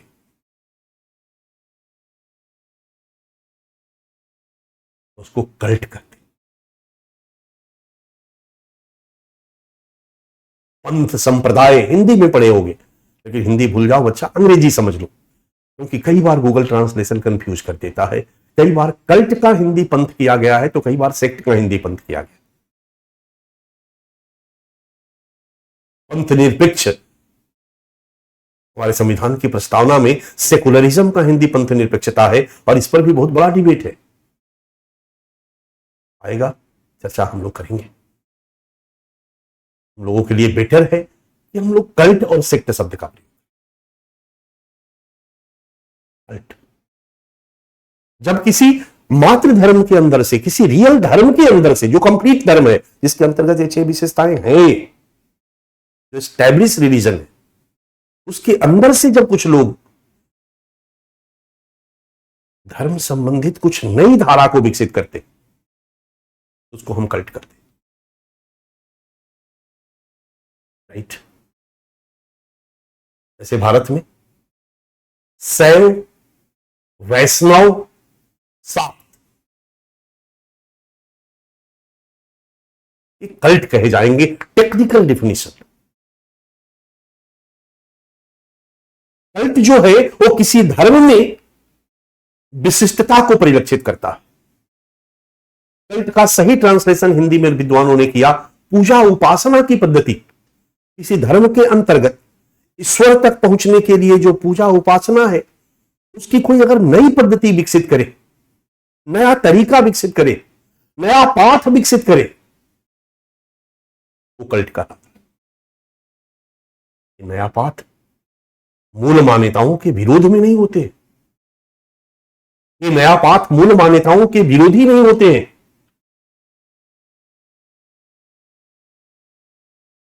ये मूल मान्यताओं की, उस मात्र धर्म की मूल मान्यताओं की, मदर रिलीजन की मूल मान्यताओं को स्वीकार करते हुए एक नई धारा विकसित करते। वैष्णव जो है वो हिंदू धर्म की मूल मान्यताओं के विरोधी नहीं होते, शैव जो है वो हिंदू धर्म की मूल मान्यताओं के विरोधी नहीं होते, तो शिव की पूजा पर बल देते। ये हिंदू धर्म के अंतर्गत उनकी विशिष्टता को परिलक्षित करती है। वैष्णव विष्णु की पूजा पर बल देते हैं, हिंदू धर्म के अंतर्गत वो विशिष्टता को परिलक्षित करती है, वो भी हिंदू है। देवी की पूजा, शक्ति की पूजा पर बल देते हैं। शाक्त, ये हिंदू धर्म के अंतर्गत उनकी विशिष्टता को परिलक्षित करता है। एक कल्ट कहलाता है। ऐसा तब होता है जब किसी धर्म के मानने वाले लोग ढेर सारे हों और उनमें वैचारिक भिन्नता आ जाए, तब कुछ लोग एक नए तरीके से उस धर्म के अंदर रहते हुए धर्म की मान्यताओं को स्वीकार करते हैं, एक नया पाठ बनाने का प्रयास करते हैं। इसको कल्ट। हिंदी पूजा उपासना की पद्धति, पूजा उपासना की एक पद्धति ही कहलाएगी। यहां तक क्लियर है। लेकिन जब किसी मातृ धर्म के अंदर से, जब किसी मदर रिलीजन के अंदर से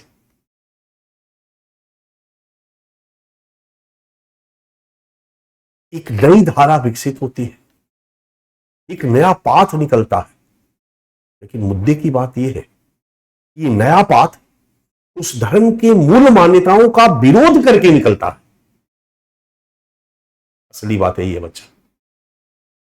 जब ये नया रास्ता, कुछ लोग उस धर्म की मूल मान्यताओं का पहले विरोध करते, मूल मान्यताओं की गलत बताते, उनकी कमियों को उजागर करते, और उनकी कमियों को उजागर के जब वो कोई नई धारा, नया पाठ बनाते हैं तो उसको हम सिक्ट कहते हैं, कल्ट एंड सिक्ट। अगर हम कह सकते हैं पूजा ऑब्लिक उपासना पद्धति, और ये हुआ बच्चा पंथ या संप्रदाय।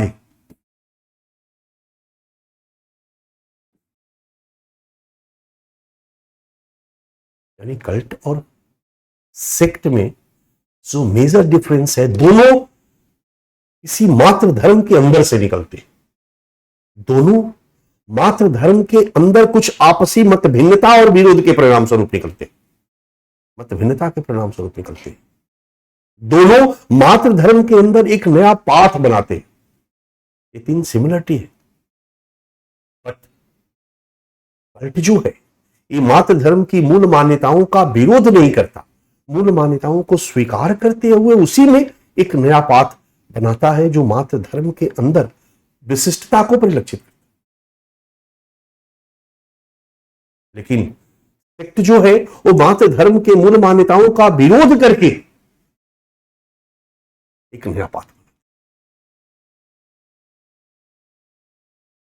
यही है कल्ट और सेक्ट जो बिल्कुल धर्म से मिलती जुलती है। अब कहोगे सर एग्जाम्पल दीजिए, तो मैं कहूंगा कि प्रोटेस्टेंट जो है ना, ईसाई धर्म का सेक्ट रहा। ईसाई धर्म यूरोप का एक प्रमुख धर्म रहा है। ईसाई धर्म की मूल मान्यताओं का कुछ लोगों ने विरोध किया। ईसाई धर्म की मूल मान्यताओं का जब लोगों ने विरोध किया तो उनको धर्म विरोधी कहा गया। अंग्रेजी में प्रोटेस्ट करने वाला प्रोटेस्टेंट कहलाए, प्रोटेस्टेंट कहा गया। धर्म के पोप पादरी ने उनकी आलोचना की, उनको पकड़ के मारने का आदेश दिया कि धर्म विरोधी है, पापी। लेकिन इन धर्म विरोधियों ने धर्म की मूल मान्यताओं को खारिज करते हुए उस धर्म का रीइंटरप्रिटेशन किया, संगत विश्लेषण किया और उन्होंने अपनी मान्यताओं को विकसित किया। इसलिए प्रोटेस्टेंट जो है वो ईसाई धर्म का एक सेक्ट है। प्रोटेस्टेंट जो है वो ईसाई धर्म का एक संप्रदाय कह सकते हो, पंथ कह सकते हो, सेक्ट कह सकते हो। अंग्रेजी का ही अर्थ ध्यान में रखना है बच्चा, सेक्ट है।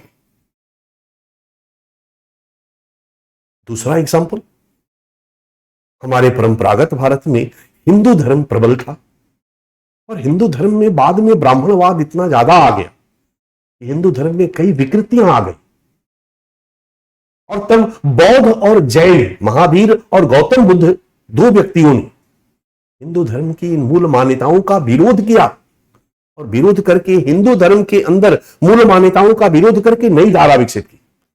नई धारा हिंदू धर्म के मूल मान्यताओं के विरोध स्वरूप आई।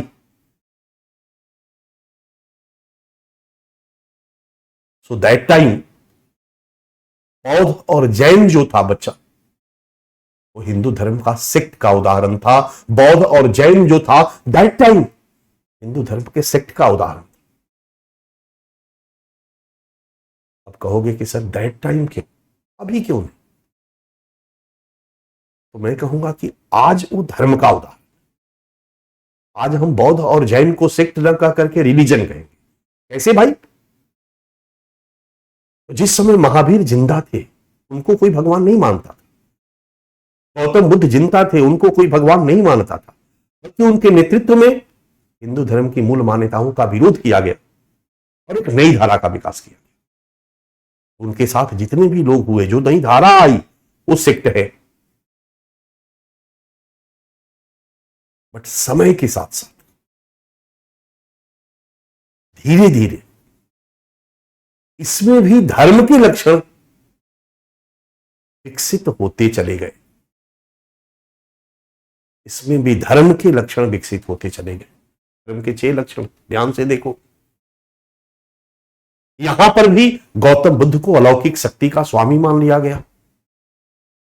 यहां पर भी उनका पूजा पाठ होने लगा। और उनके पूजा पाठ के लिए कुछ कर्मकांड शुरू हो गए। ये कर्मकांडों की व्यवस्था विकसित हो गई।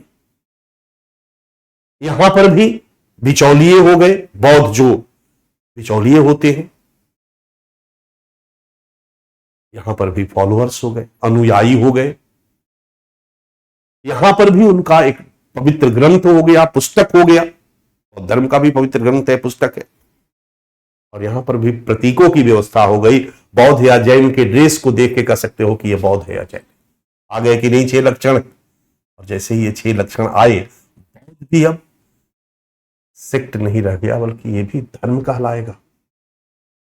यानी एक सेक्ट भी धर्म के रूप में विकसित हो सकता है।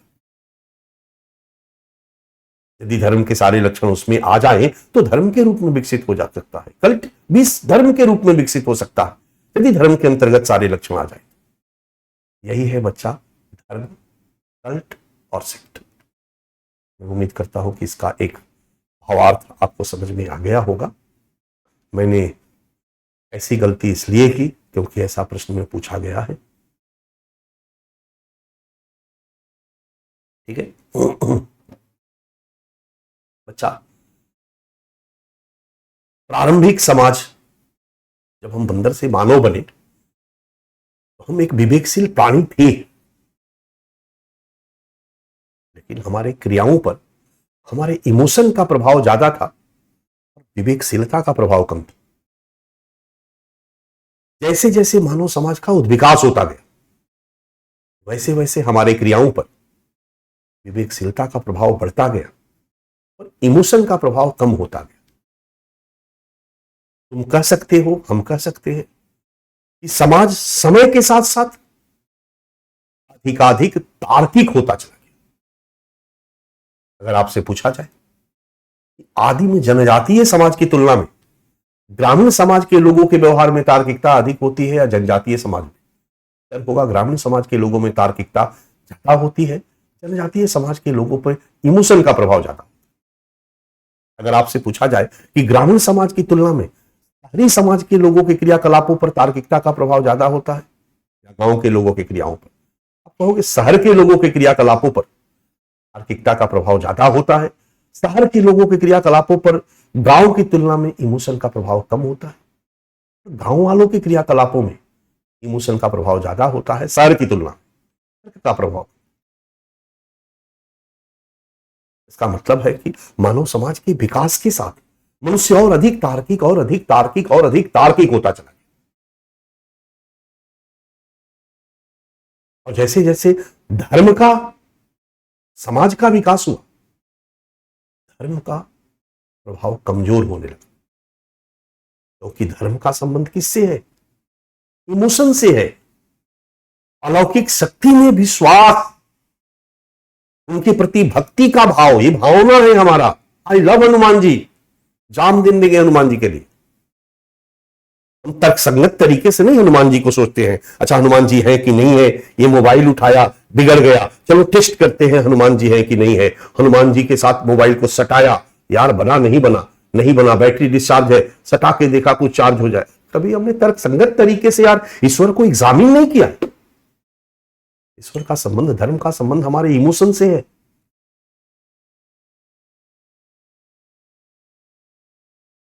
और विज्ञान का संबंध हमारे विवेक से। जैसे जैसे जैसे हम तार्किक होते गए, विज्ञान का विकास हुआ, प्रौद्योगिकी का विकास हुआ। So science and technology is the result of human rationality. Science and technology is the result of human rationality. विज्ञान और प्रौद्योगिकी जो है वो मानवीय तार्किकता का परिणाम, विवेकशीलता का परिणाम। इस तरीके से जैसे जैसे विवेकशीलता विज्ञान और प्रौद्योगिकी के रूप में विकसित हुई, धर्म के प्रभाव में कमी। इसलिए मानव समाज को 2 युगों में बांटते हैं बच्चा, धर्म प्रधान समाज और विज्ञान प्रधान समाज। और मैंने पहले भी कहा था कि परंपरागत समाज धर्म प्रधान समाज था और आधुनिक समाज विज्ञान प्रधान समाज है। तर्क और विज्ञान प्रधान समाज। और जैसे जैसे तर्क और विज्ञान प्रधान समाज होता है, धर्म का जो प्रभाव होता है वो खत्म होता है। यहां ध्यान रखने की बात है, धर्म क्यों खत्म होगा यार? शुरू शुरू में तो यूरोप में विज्ञान के विकास के साथ धर्म का प्रभाव कमजोर होने लगा, जब तो लोगों ने कहना शुरू कर दिया कि विज्ञान जब चरम पर विकसित होगा धर्म खत्म हो जाएगा।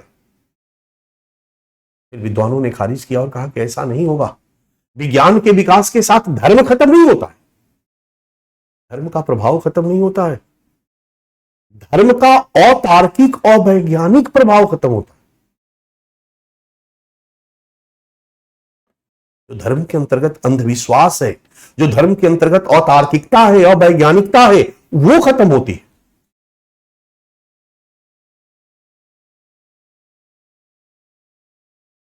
लाख विज्ञान का विकास हो जाए, हम मशीन नहीं बनेंगे, हम मानव रहेंगे। और मानव है तो हमारे अंदर तर्क भी होगा और हमारे अंदर इमोशन भी होगा, और जब तक हमारे अंदर इमोशन होगा, इससे धर्म और विज्ञान एक साथ रह सकते,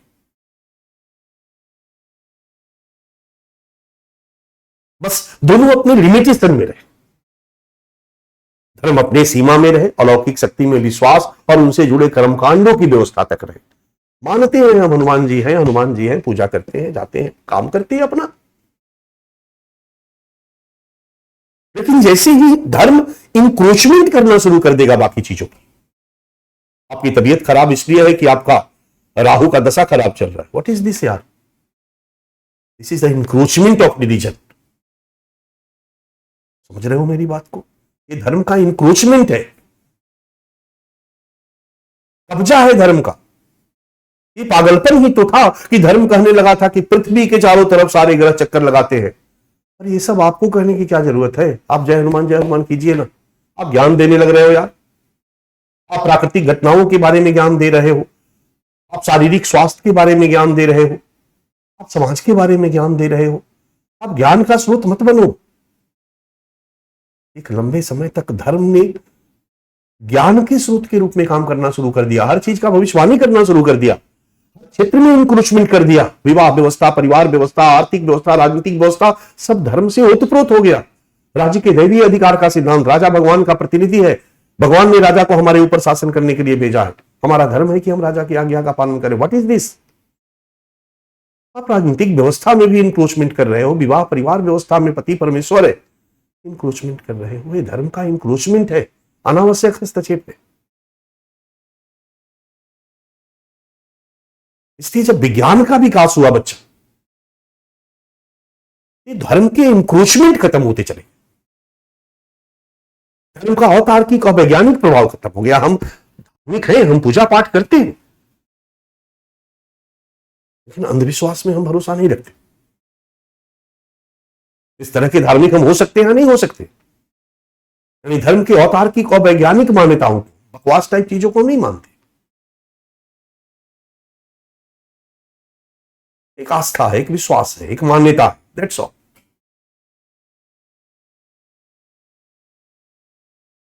और विज्ञान का सह अस्तित्व संभव है। मैंने इसी संदर्भ में आपको बताया था कि परंपरा और आधुनिकता का सह अस्तित्व संभव है। धर्म और विज्ञान देखने में विरोधी लगते हैं, परंपरा और आधुनिकता देखने में विरोधी लगती है, लेकिन दोनों अगर अपनी सीमाओं में रहे तो दोनों का सह अस्तित्व संभव है। धर्म और विज्ञान अपनी सीमाओं में रहे तो दोनों का सह अस्तित्व संभव है। एक व्यक्ति एक साथ वैज्ञानिक भी हो सकता है, धार्मिक भी हो सकता है, कहीं कोई दिक्कत नहीं है, कहीं कोई दिक्कत नहीं है। बांग्लादेश के एक वैज्ञानिक को फिजिक्स का नोबेल प्राइज मिला, और जब उनको नोबेल प्राइज दिया गया बच्चा ना, वहीं पर उन्होंने बैठ करके नमाज अदा किया। पॉसिबल है, क्या दिक्कत है? आधुनिक मशीनों का प्रयोग करके हम उत्पादन करेंगे और विश्वकर्मा की पूजा भी कर लेंगे, क्या उसमें दिक्कत है? और मशीन बिगड़ेगा तो मैकेनिक बुलाएंगे, उससे ठीक करवाएंगे यार। मैंने कई उदाहरण देकर के आपको समझाने का प्रयास किया। इस तरीके से पूरी दुनिया के समाजों में शुरू वाले में धर्म प्रबल था, धीरे धीरे तर्क, बुद्धिवाद और विज्ञान के विकास के साथ सबसे पहले यूरोप में 13वीं-14वीं सदी में उनके तार्किक और वैज्ञानिक प्रभाव क्षेत्र में कमी आई और धीरे धीरे मानव समाज एक आधुनिक समाज की दिशा में परिवर्तित होना शुरू हो गया। भारत में भी परंपरागत समाज धर्म प्रधान समाज था। अंग्रेजों के आगमन के साथ आधुनिक शिक्षा का प्रचार प्रसार हुआ, तर्क और विज्ञान का प्रचार प्रसार हुआ, तर्क बुद्धिवाद का विकास तेज हुआ। और भारत में भी धर्म के जो अतार्किक अवैज्ञानिक प्रभाव थे, वो अंधविश्वास वाले जो प्रभाव थे, वो धीरे धीरे कमजोर होते चले गए और धीरे धीरे भारतीय समाज आधुनिक समाज की दिशा में बढ़ना शुरू हुआ। अंग्रेजी शासन काल में भारत में आधुनिकीकरण की पृष्ठभूमि तैयार हुई। पूरा भारतीय समाज आधुनिक नहीं हुआ था, लेकिन जब हम आजाद हुए तो हमने भारतीय समाज को आधुनिक समाज बनाने का निर्णय लिया। इस आधुनिक समाज में धर्म को खत्म नहीं करना है, धर्म रहेगा, लेकिन हमारे क्रियाकलाप तार्किक और वैज्ञानिक होंगे।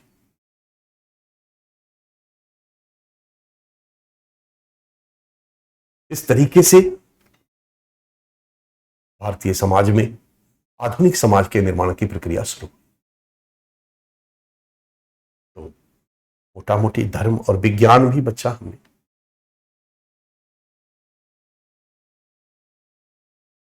तो हमारा जो अभी मैंने आपको डिस्कस किया वो डिस्कशन था।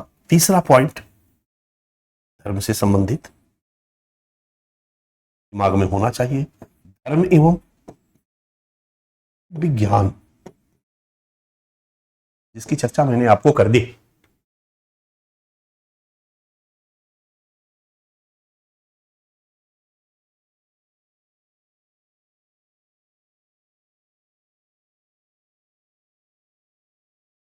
धर्म और विज्ञान।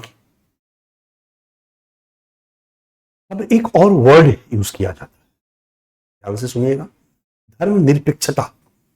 सिलेबस में भी है, तो कुछ कुछ शब्दावलियों को हम लोग क्लियर करते चले। 4 नंबर पॉइंट आ जाइए यहां पर। धर्म निरपेक्षता या धर्म निरपेक्षीकरण।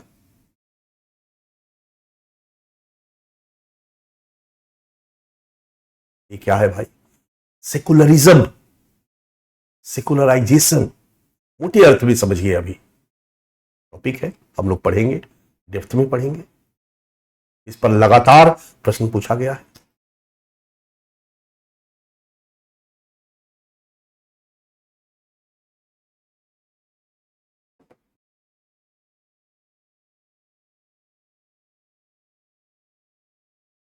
सेकुलरिज्म, धर्म निरपेक्ष। बच्चा, यूरोप का समाज या भारत का समाज भी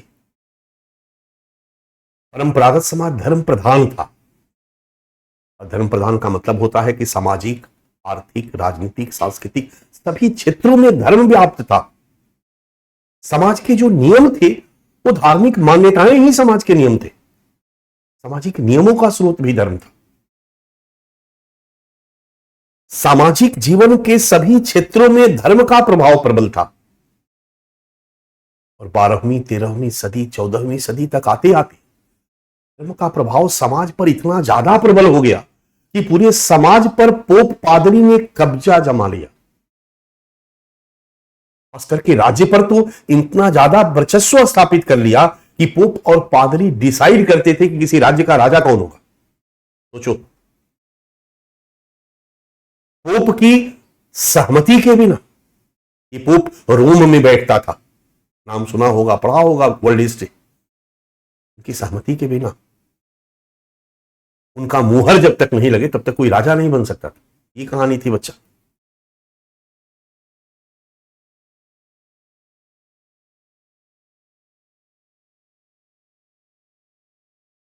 और धीरे धीरे यहां पर भ्रष्टाचार बढ़ गया। ये पोप और पादरी पूरे समाज पर अपना वर्चस्व स्थापित करके लोगों को बेवकूफ बनाने लगे, शोषण करने लगे।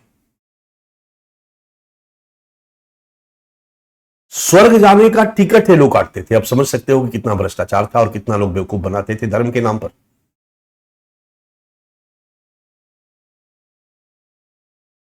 उधर 12वीं 13वीं सदी में तर्क बुद्धिवाद का विकास तेजी से हो रहा था, लोगों की सोच तार्किक और वैज्ञानिक हो रही थी। तब धीरे धीरे यूरोप में लोगों की जैसे जैसे सोच तार्किक और वैज्ञानिक हुई,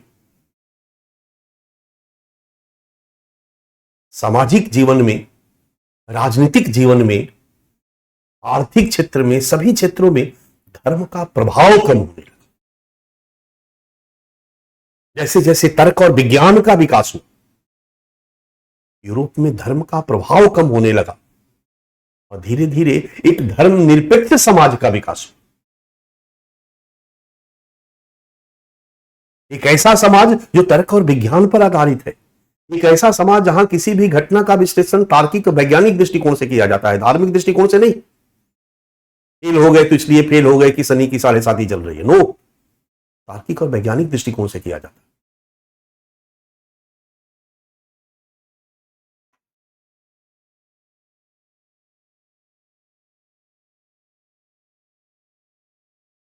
तर्क और विज्ञान के विकास के साथ यूरोप का समाज पर से धर्म का प्रभाव कमजोर होने लगा और एक धर्मनिरपेक्ष, एक आधुनिक समाज की दिशा में परिवर्तन शुरू हुआ और ऐसे ही समाज को धर्मनिरपेक्ष समाज कहा गया।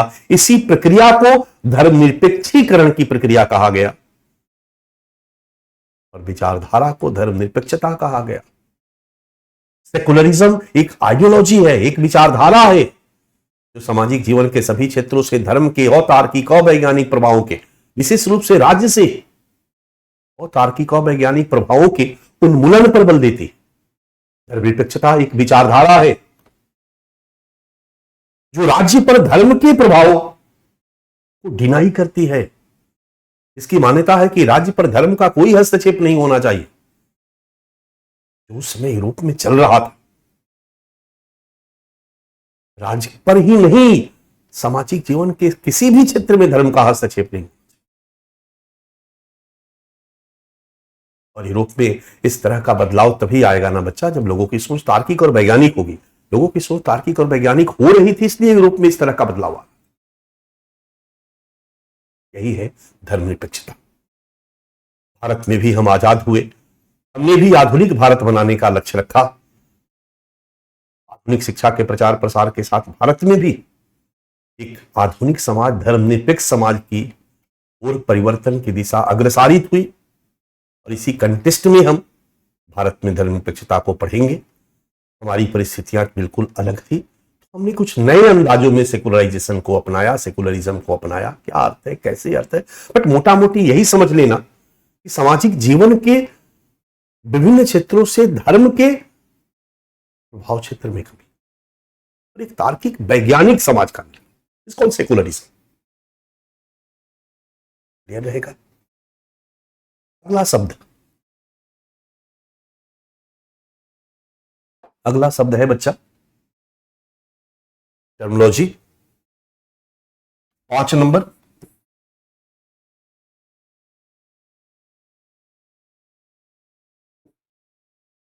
सांप्रदायिकता, ये भी आपके सिलेबस में है। कम्युनलिज्म, सांप्रदायिकता,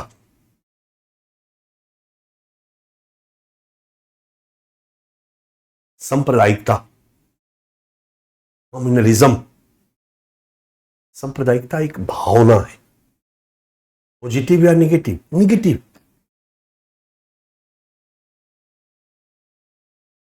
जब दो धार्मिक समुदाय या एक ही धर्म के दो कल्ट सेक्ट, शिया और सुन्नी, इस्लाम से ही जुड़े हुए दो धार्मिक समुदाय या एक ही धर्म के दो सेक्ट के लोग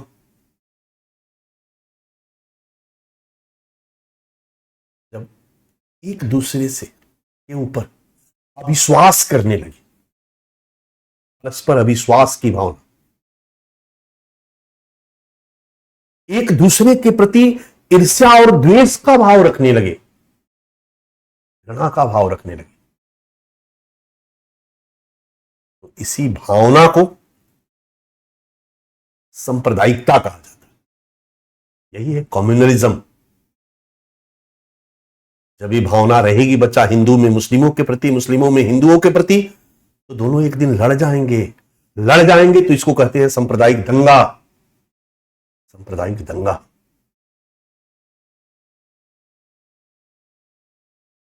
सांप्रदायिकता दो धार्मिक समुदाय के मध्य या एक ही धर्म के दो सेक्ट के मध्य परस्पर अविश्वास, ईर्ष्या, द्वेष और घृणा की भावना को सांप्रदायिकता कहते हैं। किसी भी समाज के लिए इस तरह की भावना नुकसानदायक होती है। हाल के वर्षों में आप देखोगे तो भारत में सांप्रदायिकता बहुत तेजी से विकसित हुई है। विगत 25-30 सालों में सांप्रदायिकता चरम पे है। खास करके हिंदू मुस्लिम सांप्रदायिकता भारतीय समाज की प्रमुख समस्या है। इस पर टॉपिक पर हम पढ़ेंगे। पर सांप्रदायिकता का मतलब यही याद रहेगा। कम्युनलिज्म, एक पांचवा वर्ड समझ लो बच्चा, धार्मिकता, रिलीजियसिटी। धार्मिकता, रिलीजियसिटी, ये क्या है?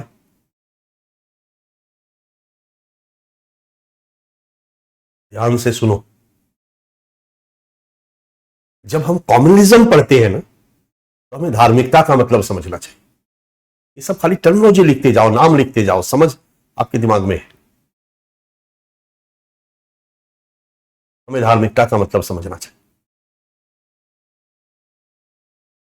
किसी व्यक्ति द्वारा अपनी धार्मिक मान्यताओं को मानना, स्वीकार करना, पालन करना धार्मिकता कहलाती है। हिंदू है, हिंदू धर्म, हिंदू के देवी देवता की पूजा करते हैं, हिंदू मान्यताओं में विश्वास करते हैं, हिंदू रीति रिवाजों का पालन करते हैं। हम धार्मिक हैं, हम धार्मिक हैं। यही हमारी धार्मिकता कहलाएगी। यही है धार्मिकता। किसी व्यक्ति के द्वारा अपने धर्म और धार्मिक मान्यताओं में विश्वास और उसका पालन, धार्मिकता। और सांप्रदायिकता मतलब किसी व्यक्ति द्वारा कि वो भावना जहां वो दूसरे व्यक्ति को धर्म के कारण, अपने धर्म से अलग होने के कारण उसके प्रति अविश्वास का भाव रखता है, उसके प्रति ईर्ष्या और द्वेष का भाव रखता है। ये भावना हमारी सांप्रदायिकता। प्रश्न पूछा जाता है कि क्या ये सांप्रदायिक व्यक्ति धार्मिक हो जरूरी है? हम हिंदू हैं, मुस्लिमों के प्रति ईर्ष्या द्वेष का भाव रखते, घृणा का भाव रखते, लेकिन हम कभी हिंदू का पूजा पाठ नहीं करते हैं, कोई पूजा नहीं करते हैं, ना ज्यादा मंदिर में जाते हैं। मतलब हम धार्मिक नहीं है, हम बस जन्म से हिंदू हैं, सर्टिफिकेट में हिंदू हैं, हम धार्मिक नहीं है। बट मुस्लिमों से हम ईर्ष्या द्वेष का भाव रखते हैं। ऐसा पॉसिबल है कि नहीं है? पॉसिबल है। यानी धार्मिकता अलग है और सांप्रदायिकता। एक व्यक्ति बिना धार्मिक हुए भी सांप्रदायिक हो सकता है। किसी धर्म को नुकसान पहुंचाने वाला, अन्य धार्मिक समुदायों को नुकसान पहुंचाने वाला, घृणा का भाव रखने वाला, ईर्ष्या द्वेष का भाव रखने वाला जरूरी नहीं है कि अपने धार्मिक मान्यताओं को कठोरता से पालन करे। जैसे मैंने आपसे बताया था पिछली बार ही कि मैं अभी जातीय नियमों का बिल्कुल पालन नहीं करता हूं, कोई यज्ञोपवीत धारण नहीं करता हूं, कोई पूजा पाठ और कर्मकांड नहीं कराता हूं, कोई हमको वैदिक मंत्रों का ज्ञान नहीं है, लेकिन मैं कट्टर जातिवादी हूं। जातिवाद हम लोगों ने पढ़ा है ना, जातिवाद मैंने आपको पढ़ाया है। एक व्यक्ति बिना जातीय नियमों का पालन करते हुए जातिवादी हो सकता है, उसी तरह से एक व्यक्ति बिना धार्मिक हुए सांप्रदायिक हो सकता है। सांप्रदायिकता एक नकारात्मक भाव है, वह भाव जहां कोई व्यक्ति अन्य धार्मिक समुदाय के व्यक्ति के साथ ईर्ष्या, द्वेष, अविश्वास और घृणा का भाव रखता है।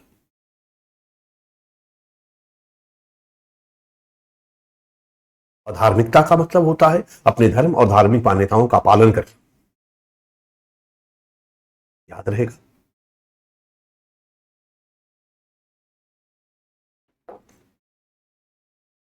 अपने धर्म और धार्मिक मान्यताओं का जब हम पालन करते हैं तो जरूरी नहीं है कि दूसरे धर्म से नफरत करें। धार्मिकता शब्द का जब हम इस्तेमाल करते हैं तो इसमें कहीं भी दूसरे धर्म और धार्मिक मान्यताओं से कोई विरोध नहीं है। धार्मिकता का मतलब मैं धार्मिक हूं का मतलब, मैं धार्मिक हूं का मतलब मैं अपनी धार्मिक मान्यताओं पर विश्वास करता हूं और मैं अपनी धार्मिक मान्यताओं का पालन करता हूं, दैट्स ऑल। ये नेगेटिव कंसेप्ट नहीं है। लेकिन यदि कहा जाए कि मैं धार्मिक रूढ़िवादी हूं, मैं धार्मिक कट्टरतावादी हूं, मैं रिलीजियस फंडामेंटलिस्ट हूं, मतलब मैं नेगेटिव हूं। इसका मतलब हुआ कि मैं अपने धर्म और धार्मिक मान्यताओं के प्रति लगाव ही नहीं रखता हूं, पहला पॉइंट। अंध लगाव रखता हूं, पागलों की तरह लगाव रखता हूं, बिना तार्किकता के लगाव रखता हूं, और केवल अपने धर्म और धार्मिक मान्यताओं के साथ अंध लगाव ही नहीं रखता हूं, अन्य धर्म और धार्मिक मान्यताओं के प्रति घृणा का भाव भी रखता हूं, और अन्यों के प्रति एग्रेसिव भी रखता हूं। मेरा धर्म मान नहीं तो काट डालूंगा।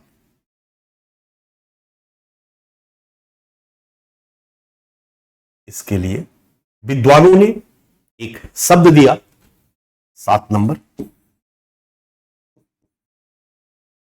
धार्मिक कट्टरतावाद। इसको धार्मिक रूढ़िवाद भी कहा जाता है, रिलीजियस फंडामेंटलिज्म। धर्म के प्रति लगाव का भाव, धार्मिक मान्यताओं का पालन, धार्मिकता कहीं कोई खराब चीज नहीं है। अगर हम धर्म के प्रति अंध लगाव रखते हैं और अन्य धर्म के प्रति नफरत का भाव रखते हैं, अपने धर्म और धार्मिक मान्यताओं के प्रति लगाव रखते हैं, अन्यों के प्रति नफरत घृणा का भाव रखते हैं, उनके प्रति हम एग्रेसिव बिहेवियर करते हैं, धार्मिक कट्टरतावाद। समझ में आ रहा मेरी बात? और हम अपने धर्म और धार्मिक मान्यताओं के प्रति लगाव रखें या नहीं रखें, केवल दूसरे धर्म के प्रति हम ईर्ष्या द्वेष का भाव रखते हैं, संप्रदाय। तो अगर सबसे अच्छा धार्मिकता, कोई बुरा नहीं है भाई, धर्म के व्यक्ति में अपने धर्म और धार्मिक मान्यताओं के प्रति लगाव का भाव होना चाहिए, कोई बुरा नहीं है धार्मिकता। नकारात्मक दृष्टिकोण, नकारात्मक भाव, नेगेटिव, जहां हम अपने धर्म और धार्मिक मान्यताओं के प्रति लगाव रख भी सकते हैं, नहीं भी रख सकते हैं, ये इंपॉर्टेंट नहीं है। जब हम दूसरे धर्म के मानने वालों के प्रति अविश्वास का भाव रखते हैं, ईर्ष्या द्वेष का भाव रखते हैं, ये सांप्रदायिकता कहलाती है, ये नेगेटिव है। और धार्मिक कट्टरतावाद तो महानेगेटिव है। इसमें हम अपने धर्म और धार्मिक मान्यताओं के प्रति अंध लगाव रखते हैं। तो हमारे जैसे लोग आधुनिकता विरोधी होंगे, अंध लगाव रखते हैं और दूसरे धर्म और धार्मिक मान्यताओं के प्रति नफरत का भाव रखते हैं, एक्सट्रीम फॉर्म ऑफ ज्वेलसी, नफरत का भाव रखते हैं, उनके प्रति हमारा एग्रेसिव बिहेवियर होता है, धार्मिक कट्टरतावाद। और कहा जाता है कि आज धार्मिक कट्टरतावाद, रिलीजियस फंडामेंटलिज्म विश्व समाज की एक बहुत बड़ी समस्या बनकर के उभरी है। ये भारत में भी, सोचिए, सिया और सुन्नी का विभाजन वर्षों से था बच्चा, लेकिन विगत 20, 25, 30 सालों में फंडामेंटलिज्म का उभार इतना प्रबल है कि 20 लाख से अधिक सिया सुन्नी गृह युद्ध में मारे गए या सीरिया छोड़कर भाग गए। सोचिए, ये हालत है फंडामेंटलिज्म की। दोनों इस्लाम धर्म के मानने वाले, हिंदू मुस्लिम फंडामेंटल हर जगह। और इसी फंडामेंटलिज्म ने, इसी धार्मिक कट्टरतावाद ने बच्चा धार्मिक आतंकवाद को जन्म दिया है। आज जो रिलीजियस टेररिज्म है, उसके उद्भव का कारण धार्मिक कट्टरतावाद। कुछ लोगों में, सब लोगों में नहीं, एक देश है, समाज है, वहां पर कुछ लोगों में धर्म के प्रति अंध लगाव इतना ज्यादा बढ़ जाता है कि अपने धार्मिक मान्यताओं को दुनिया के सभी लोगों से पालन करवाने पर बल देते हैं। मेरे धर्म को मान नहीं तो काट डालूंगा, मेरे धर्म के विरोधियों को उड़ा डालो, काट डालो, मार डालो, टेररिज्म। इसको धार्मिक आतंकवाद, धार्मिक आतंकवाद। और एक लास्ट वर्ड और हम लोग यहां चर्चा करने 9 नंबर,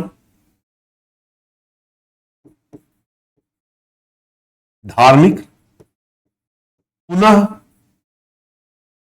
परिवर्तनवाद। इसका मतलब कल भी मैंने समझाया था, रिलीजियस रिवाइवलिज्म, रिलीजियस रिवाइवलिज्म, धार्मिक पुनः परिवर्तनवाद। कहा जाता है कि परंपरागत समाज, विश्व समाज, भारतीय समाज धर्म प्रधान समाज था। तर्क और विज्ञान के विकास के साथ क्या हुआ, धर्म का तार्किकीकरण होने लगा, धर्म के अंदर जो अंधविश्वास थे वो खत्म होने लगे।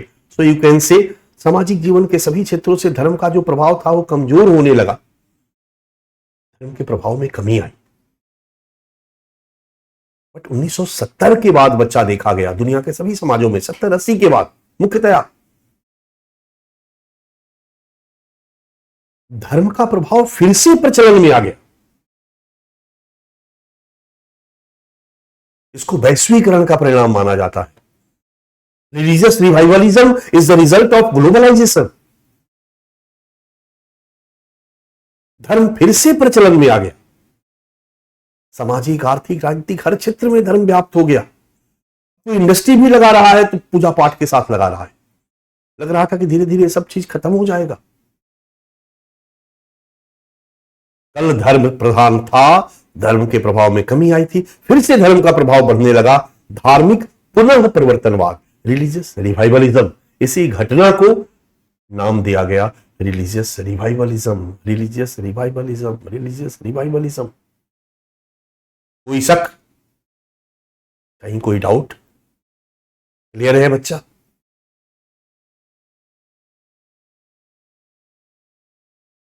यही है रिलीजियस रिवाइवलिज्म। अब कहो कि वैश्वीकरण का परिणाम क्यों माना जाता है? तो वैश्वीकरण ने बाजार अर्थव्यवस्था के महत्व को बढ़ा दिया, संचार क्रांति को जन्म दिया। वैश्वीकरण ने तनाव को बढ़ा दिया। जब हमारा तनाव बढ़ता है तो भगवान जी याद आते हैं।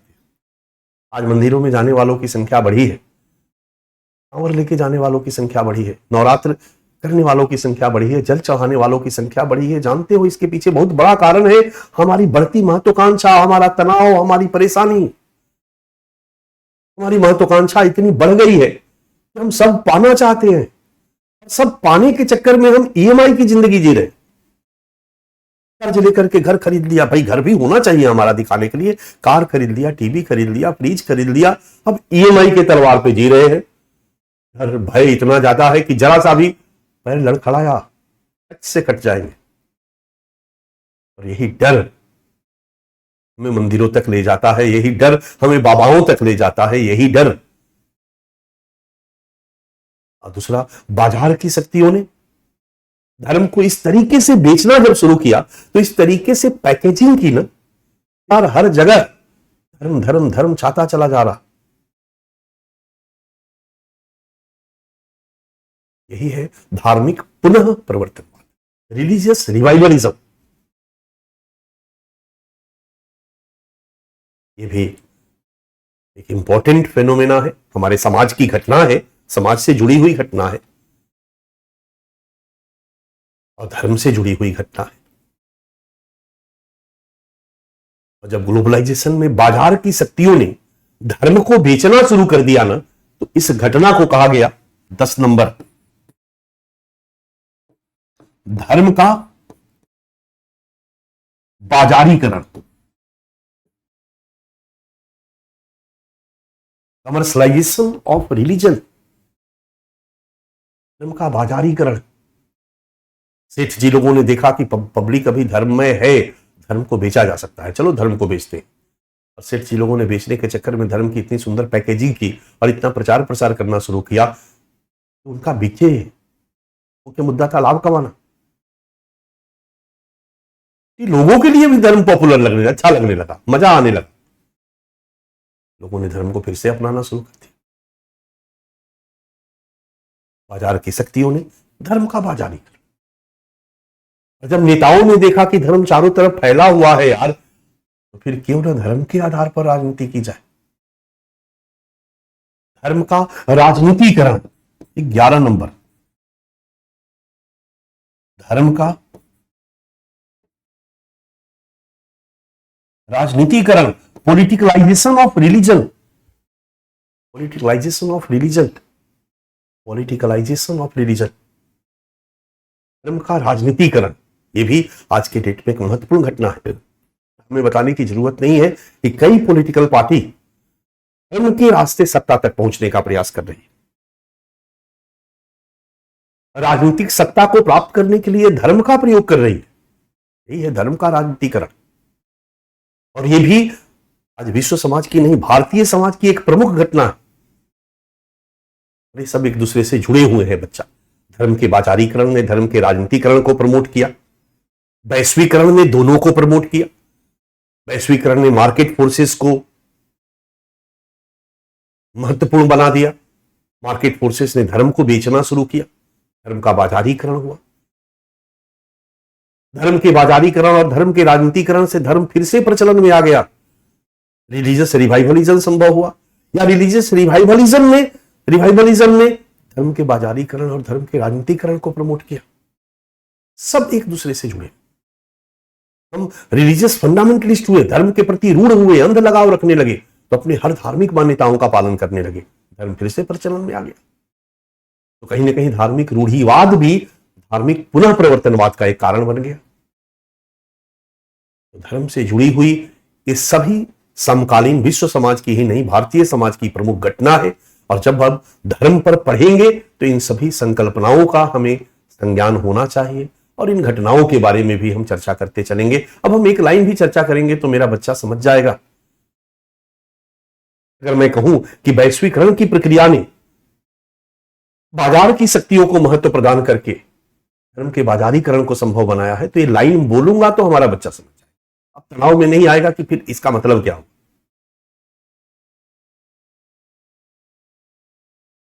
अच्छा, ये अभी के जो 2-3 दिन क्लास हम लोग करेंगे धर्म से जुड़ा हुआ, इस क्लास के लिए ये सब परिभाषिक शब्दावलियां थी और इसके बारे में हम लोगों को एक बार पढ़ लेना, जान लेना जरूरी था। ठीक है,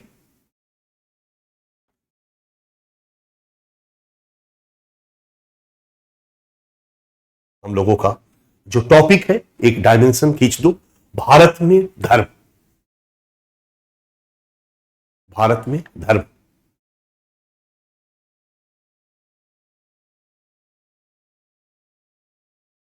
भारत में धर्म। अब हम इंडिया में आते हैं। भारत में धर्म, इसका जो पहला डायमेंशन हमने दिया है, धर्म का अर्थ, रिलीजन का अर्थ। लगभग बहुत सारी बातें हमने बता दी। हमने धर्म का अर्थ बता दिया, इंडिया में धर्म और रिलीजन का अंतर भी आपको बता दिया, और फिर बताया कि हमारा यहां तात्पर्य रिलीजन से है और रिलीजन का क्या अर्थ है मैंने आपको बता दिया। कल्ट और सेक्ट का अर्थ भी हमने बता दिया। फिर हमने धर्म से संबंधित ढेर सारी अवधारणाओं की भी चर्चा करी। धर्म से संबंधित ढेर सारी अवधारणाओं की हम लोगों ने चर्चा करी।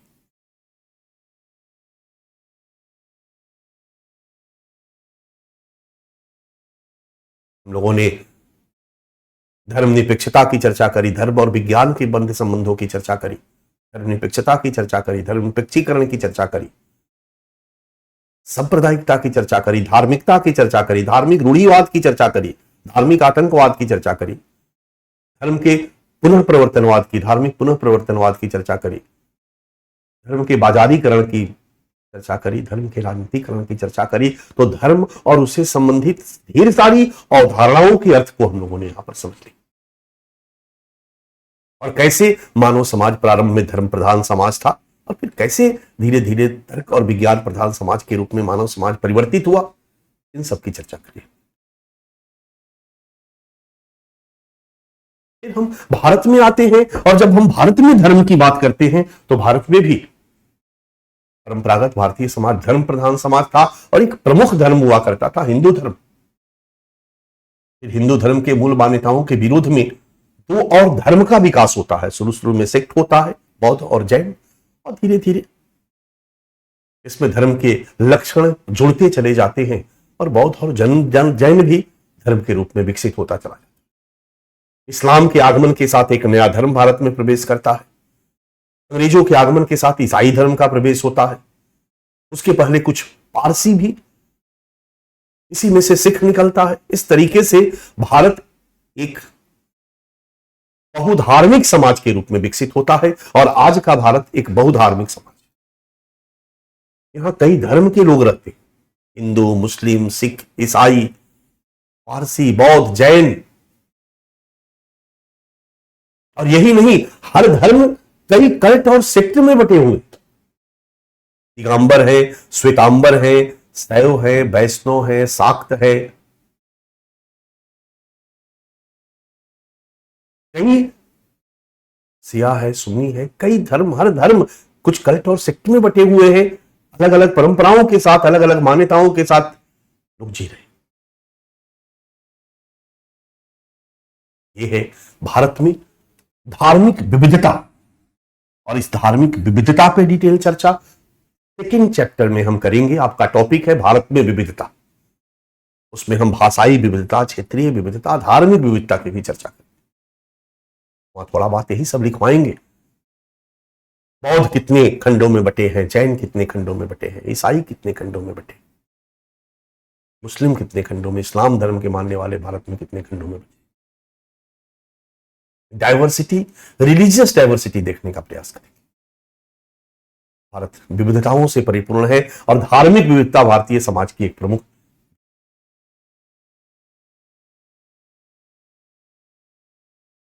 अंग्रेजों के आगमन के साथ भारत में तर्क और विज्ञान का प्रवेश होता है।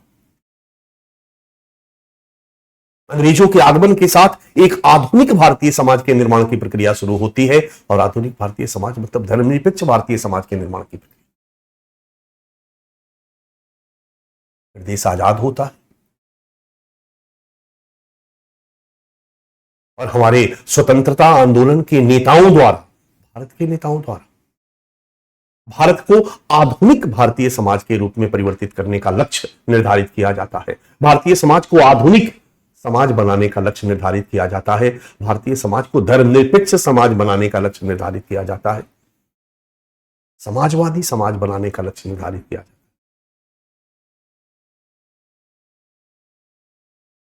यहां राज्य अपने को सेकुलर बताते हुए कि राज्य का अपना कोई धर्म नहीं है, राज्य तार्किक और वैज्ञानिक शिक्षा के प्रचार प्रसार द्वारा भारतीय समाज को आधुनिक भारत बनाने की दिशा में काम करती है। और आजादी के 76-77 साल बीत चुके हैं, 78 साल।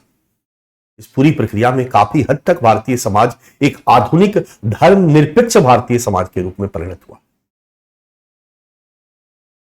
लेकिन इस पूरी प्रक्रिया में भारतीय समाज में धर्म से संबंधित बहुत सारी घटनाएं घटित होती रही है।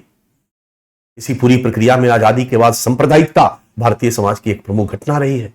धर्म का राजनीतिकरण भारतीय समाज की एक प्रमुख घटना रही है। लेकिन यह घटना और ज्यादा तब बढ़ जाती है जब वैश्वीकरण का प्रभाव शुरू होता है। 1991 के बाद भारत में भी ग्लोबलाइजेशन का प्रभाव दिखाई देने लगता है। बाजार की शक्तियां आती है, धर्म का बाजारीकरण करती है, लोगों की महत्वाकांक्षा बढ़ती है, तनाव बढ़ता है, तो लोग मंदिरों में जाना शुरू कर देते हैं। धर्म के प्रति उनकी आस्था बढ़ती है, धर्म का पुनः प्रवर्तनवाद होता है। उधर भारत के पैरेलल कुछ देशों में धार्मिक रूढ़िवाद तेजी से बढ़ता है। अफगानिस्तान में, पाकिस्तान में, ईरान में ये धार्मिक रूढ़िवाद धार्मिक आतंकवाद को जन्म देता है, इसका प्रभाव भारत में भी दिखना शुरू हो जाता है, खास करके 1990 के बाद। 1990 के बाद भारत में धार्मिक रूढ़िवाद, धार्मिक पुनः प्रवर्तनवाद, धर्म का बाजारीकरण, धर्म का राजनीतिकरण, धार्मिक आतंकवाद, धार्मिक कट्टरतावाद, धार्मिक पुनः प्रवर्तनवाद, धर्म से जुड़ी हुई जितनी भी सब घटनाएं हैं वो 1991 के वैश्वीकरण के बाद भारतीय समाज की प्रमुख घटना के रूप में दृष्टिगत होती है। और आज भी भारतीय समाज में ये धर्म से संबंधित ये घटनाएं विद्यमान है। और धर्म आज भारतीय समाज को कई रूपों में प्रभावित कर रहा है। एक तो वैश्वीकरण की प्रक्रिया ने भारतीय धर्म को प्रभावित किया। वैश्वीकरण की प्रक्रिया ने भारतीय धर्म को कई रूपों में प्रभावित किया, जिससे संबंधित धार्मिक कट्टरतावाद, धार्मिक पुनः प्रवर्तनवाद, धर्म का बाजारीकरण, धर्म का राजनीतिकरण जैसी घटनाएं तीव्र हुई।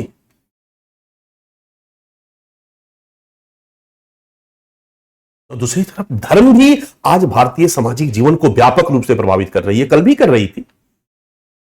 आज धर्म भी भारतीय सामाजिक जीवन को व्यापक रूप से प्रभावित कर रही है। इन सभी पहलुओं पर चर्चा हम लोग करेंगे, देखेंगे। धर्म का अर्थ, भारत में धार्मिक विविधता का एक स्वरूप, एक इंट्रोडक्शन मैंने आपको दे दिया। और हमारा जो टॉपिक है वो है हमारा अगला, वैश्वीकरण का भारतीय धर्म पर प्रभाव। वैश्वीकरण का भारतीय धर्म पर प्रभाव, ये टॉपिक भी हम देखेंगे, सिलेबस में हमारे है। चलेगा बच्चा? भालो। और इस सिलेबस की पूरी प्रक्रिया में, पढ़ने की पूरी प्रक्रिया में अब हम लोग आ जाते हैं सीधे वैश्वीकरण का धर्म पर प्रभाव, लास्ट में पढ़ेंगे। हम सीधे आ जाते हैं धर्मनिरपेक्षता पर। इसलिए बच्चा, हमारा जो अगला टॉपिक होगा जिस पर हम कल पढ़ेंगे वो हमारे 8 नंबर चैप्टर से होगा। और 8 नंबर चैप्टर में एक टॉपिक दिया हुआ है धर्मनिरपेक्षता। और अब हम भारत में धर्मनिरपेक्षता को पढ़ेंगे तो अब थोड़ा सा समझ में आएगा। मैंने इतना गपशप आपके साथ कर लिया बिना कुछ लिखवाए हुए। हमारे बच्चे बोर हो रहे होंगे कि सर ने लिखवाया नहीं, बट आज गपशप का दिन था, क्योंकि जिस टॉपिक को हम 3 दिन पढ़ने जा रहे हैं, 4 दिन, और ये कई जगहों पर हमारे सिलेबस में है। मैंने आपको बताया भारतीय समाज की विशेषता के रूप में है, वैश्वीकरण के प्रभाव के रूप में है, और लास्ट का 2 टॉपिक मेन टॉपिक है जिससे लगातार हर साल एक प्रश्न है। मैंने प्रीवियस ईयर क्वेश्चन दिखाया है, नॉट ए सिंगल ईयर, कोई भी साल ऐसा नहीं है जहां पर कि क्वेश्चन इस टॉपिक से ना पूछा गया। ठीक है, तो आज हमारा आपके साथ गपशप का क्लास रहा। टॉपिक पे कल आते हैं और हमारा टॉपिक कल का होगा भारत में धर्मनिरपेक्षता। ओके, आज नया टॉपिक शुरू नहीं करेंगे, टाइम नहीं है, फिर दिक्कत हो जाएगी। तो thank you, thank you, thank you. आज के टॉपिक में बच्चा जो लिखवा रहे हैं, कल जो टॉपिक कराएंगे वो कोर टॉपिक है, तो उस पर लिखवाएंगे, आप चिंता ना करें, उसके पीडीएफ की जरूरत नहीं है। सांप्रदायिकता आपको प्रॉपर लिखवा करके पढ़ाएंगे, पीडीएफ की जरूरत नहीं है। वैश्वीकरण का धर्म पर प्रभाव आपको लिखवा करके पढ़ाएंगे, पीडीएफ की जरूरत नहीं है। बाकी कुछ जो एक्स्ट्रा चीजें हैं वो मैं आपको पीडीएफ दे दूंगा। तो थैंक यू वेरी मच। कल हम लोग मिलते हैं।